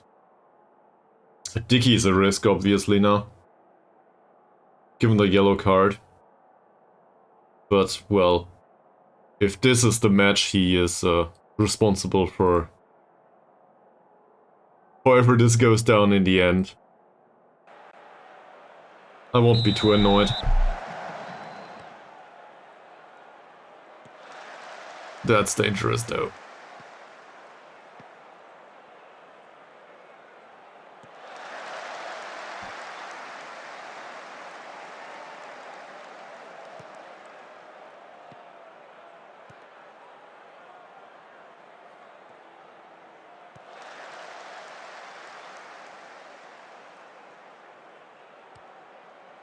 Their passing overall isn't that impressive, is it?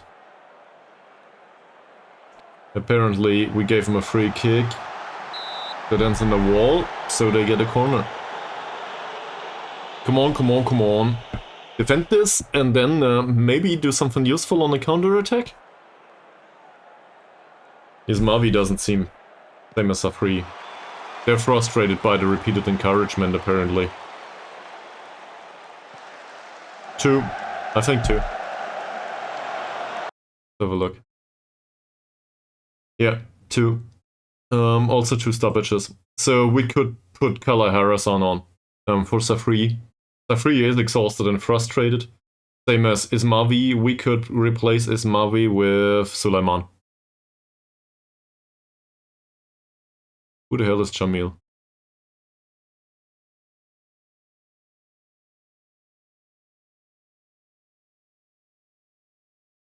Is Mavi, yeah. Killeen. Well, Killeen's exhausted too, that's true. So, we could also go all the way sub the entire defensive midfield. But that means that Safri is retained, right? So Kala Harrison stays on the bench. The Baldwin midfielder is pretty tired. And, well... Camille Chilin on the other hand... Camille Chilin. What am I talking about? Jamil Chilin, though... If we want to create something, we need somebody with a clean head. So there's some sense to that. We'll bring on Sophie. As well as Sulaiman. Basically gamble it. Because central defense might not go well. But we are hoping that we get something better from defensive midfield here. This is alright. This is not. He is pretty good with his passing. He has 9 points of passing, if I'm not mistaken. He has 7. Forget about that. I confused him with Sulaiman. That happens all the time. I do not think we need Chaya Selan, Rachili. That's... No. That's it. That's all of them. This Dicky came on. To be fair, one of the subs was due to an injury. So we had to do that in a way. Hopefully Mazarin didn't hurt himself in a serious manner. We really rely on him. We will do it like this. Get out there. You are both loanies, and this is your chance to make it count. So, the yellow card as well as Safri, who is pretty annoyed by the constant encouragement, will remain on the pitch. Thomas's long ball is placed as well as I imagined.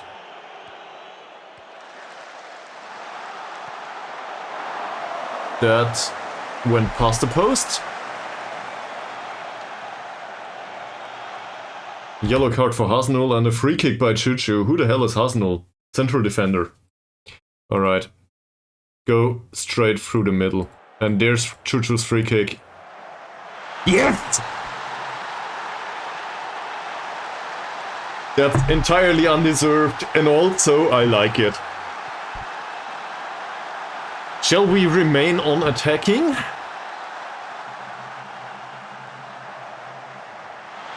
Keep in mind, we did not give him a single chance with the exception of the one that we conceded in the first half. Okay, if you say so. In that case, at least we will do the praising. You don't want them to invite them to attack. Well, the argument could be made that playing attacking football is just that. That's it. They are probably tired now. So maybe we can work the ball into the box, retain possession a little bit more, waste some time a little bit, right? That's still a thing. Sure, I would like to score a third, but in the end I'd rather retain possession. Probably won't happen though. Also, yeah, well, hard tackling and all that stuff is on anyway. In this kind of approach. That's dangerous. Look at the gap here.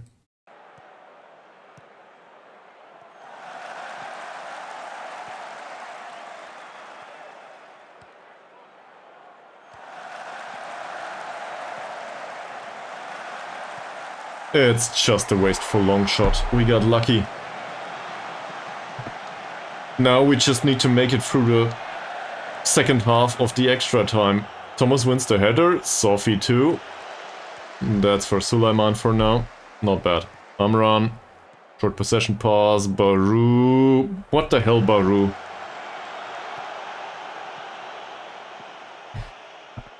All of the hustle culture by Thomas goes down the drain if we misplace our passes like this. Dicky wins the header. Didn't expect that for sure. And that's a corner.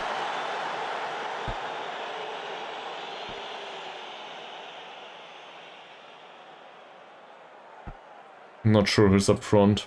Doesn't matter. That's over the goal, luckily. It's Baru up front. That makes sense. Also, he's pretty exhausted, so, well... might not be a good idea after all. Thomas doesn't win the header. Hasnan's not offside, apparently. Okay.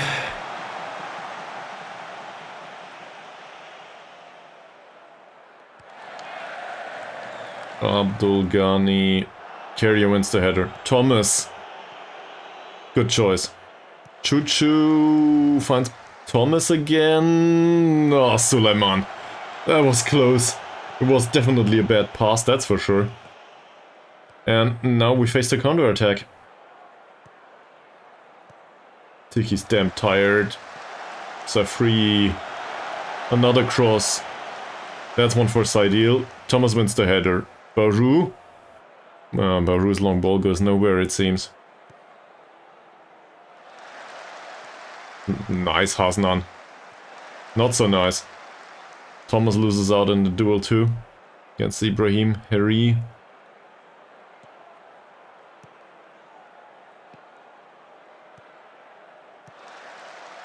They are deflected off the back of the defender.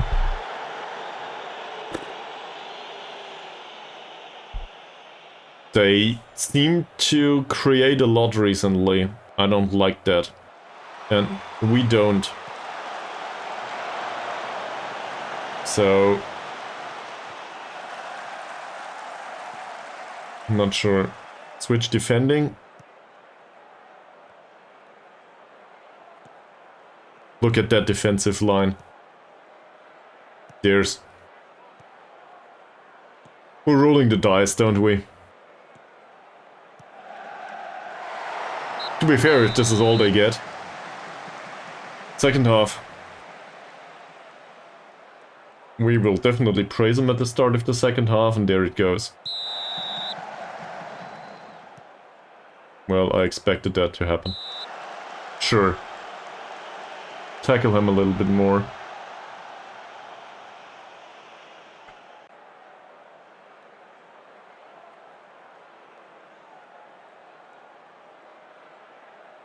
Second guy in yellow in their case.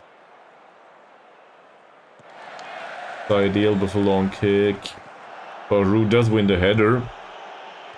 No, he doesn't. Hasno... close. Baharudin, Ibrahim, that's offside, isn't it? Yes. 13 minutes.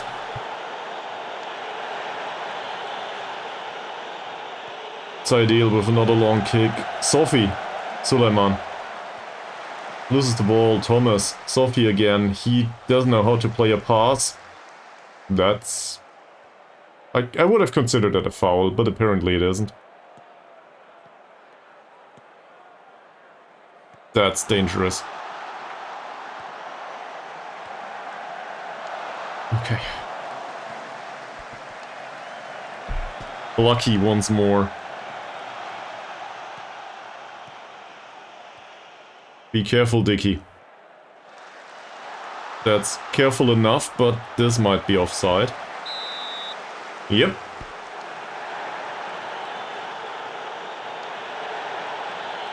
Look at Thomas's state. What is this? Very poor. Okay. Avancini, this guy has a lot of skills, sadly. Salil claims the ball. Yeah, he is.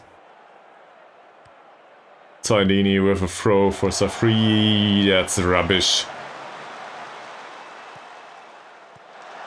Carrier on the yellow. We probably tell him to ease off tackles here. I know there's not that many minutes to go anymore, but...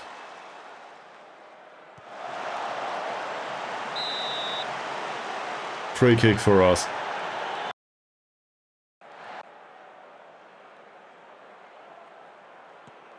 Carrier. Sophie. Hasnan. Chuchu. Sulaiman. Penetrating pass, maybe? No? Baru. That's not the worst idea. Baru. There's a cross. Goalkeeper claims the ball. Was the wrong choice of a cross, and I think that's on me because it's whipped crosses here, not low crosses. Fuck!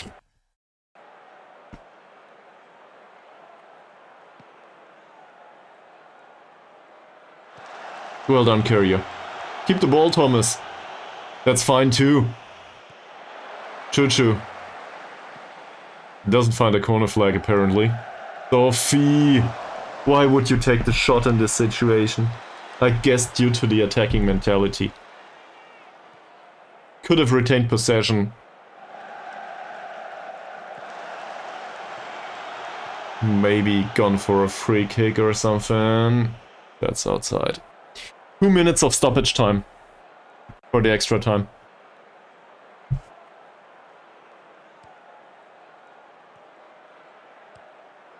Yeah, but his shooting is not good. And he's a ball-winning midfielder, isn't he? So it's not like he's encouraged to shoot anytime soon. Hasnan, clearly no offside. Thomas.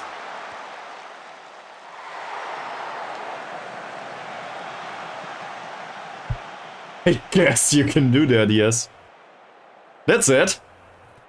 It just seems like Chuchu made a difference. Nice. Whew.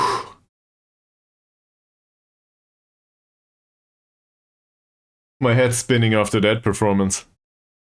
Not bad. So how did your match go, Mies? Don't want to compare result. I'm just interested in how it turned out in your case.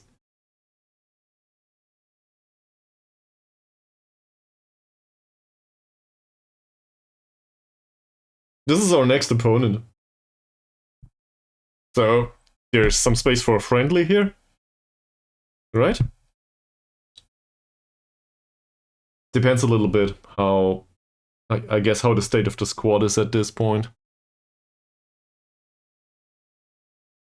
But there are some that could do with some sharpness. Alright, so thank you very much for watching it, I guess. That's good. If it was fun to you watching this, I will not complain. Definitely not.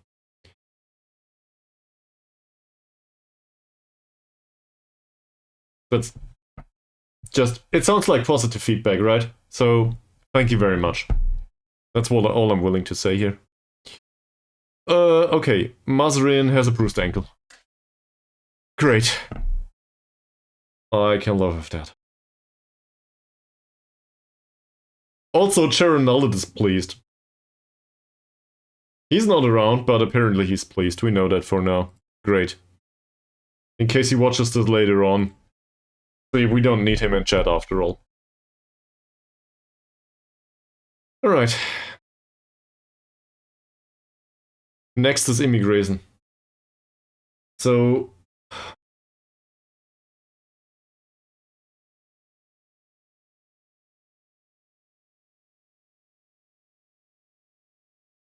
money seems fine for now. We need more, though.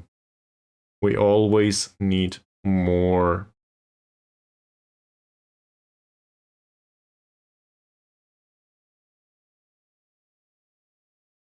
We just kicked 2 First League teams out of the cup.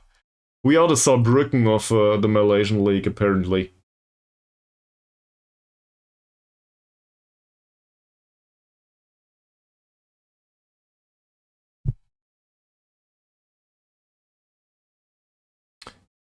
Possession, role, and duty are totally fine on him here. Something else. Hasnan. So I want to look into detail in this. His stamina, work rate, and stuff are horrible. He does have the dribbling, though.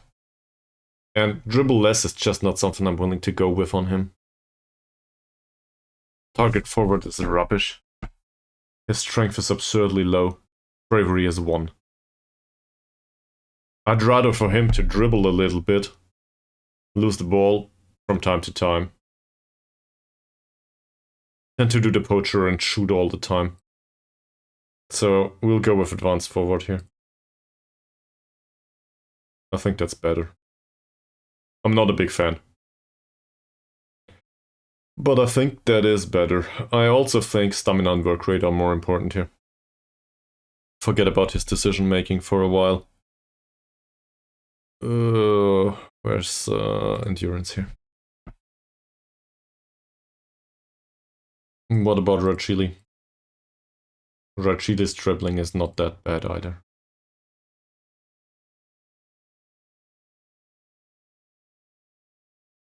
Look at that technique, man. Wow. Technique 2. Alright, we go with advanced forward on him too.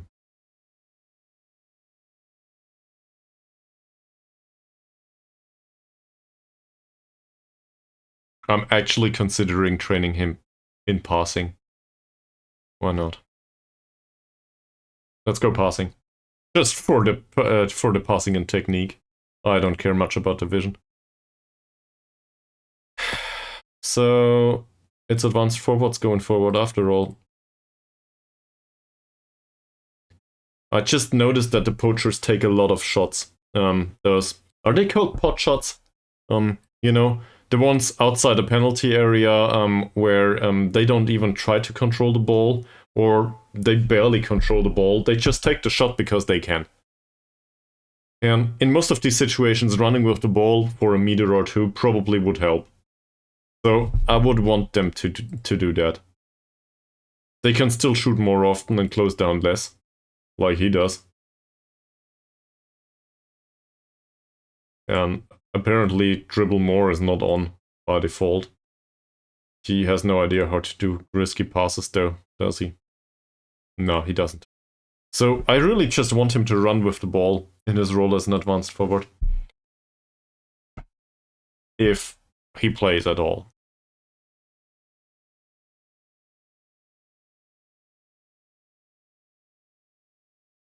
You think so? But is this what happened? Well, I trust you. Let me put it that way. I trust you because I cannot remember.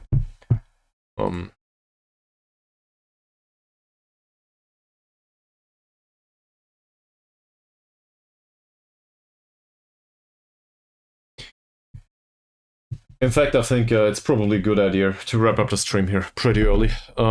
I know we just passed the 4-hour mark, and usually I stream until 10, but my head's spinning, and to be honest, I have a hard time focusing on the screen right now, so probably better if I take a rest.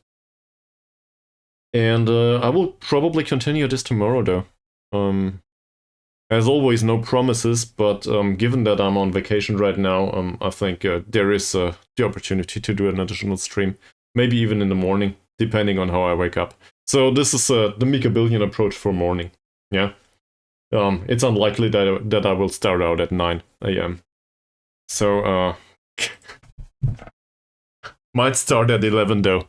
Who knows? In any case, you will probably see it on the Discord, or if you have notifications on Twitch, however that works. If you don't, feel free to put them on. So, thanks for watching. Thanks for being, I guess, loyal viewers is the way I want to put it. I very much enjoy your company. Thanks for that. You have a good night too, and don't make until 5 AM, you know. Just try to sleep a little bit, please. Reportedly, it's healthy. Yeah, well, neither can I. But still, talk to you guys soon. Thanks. Bye.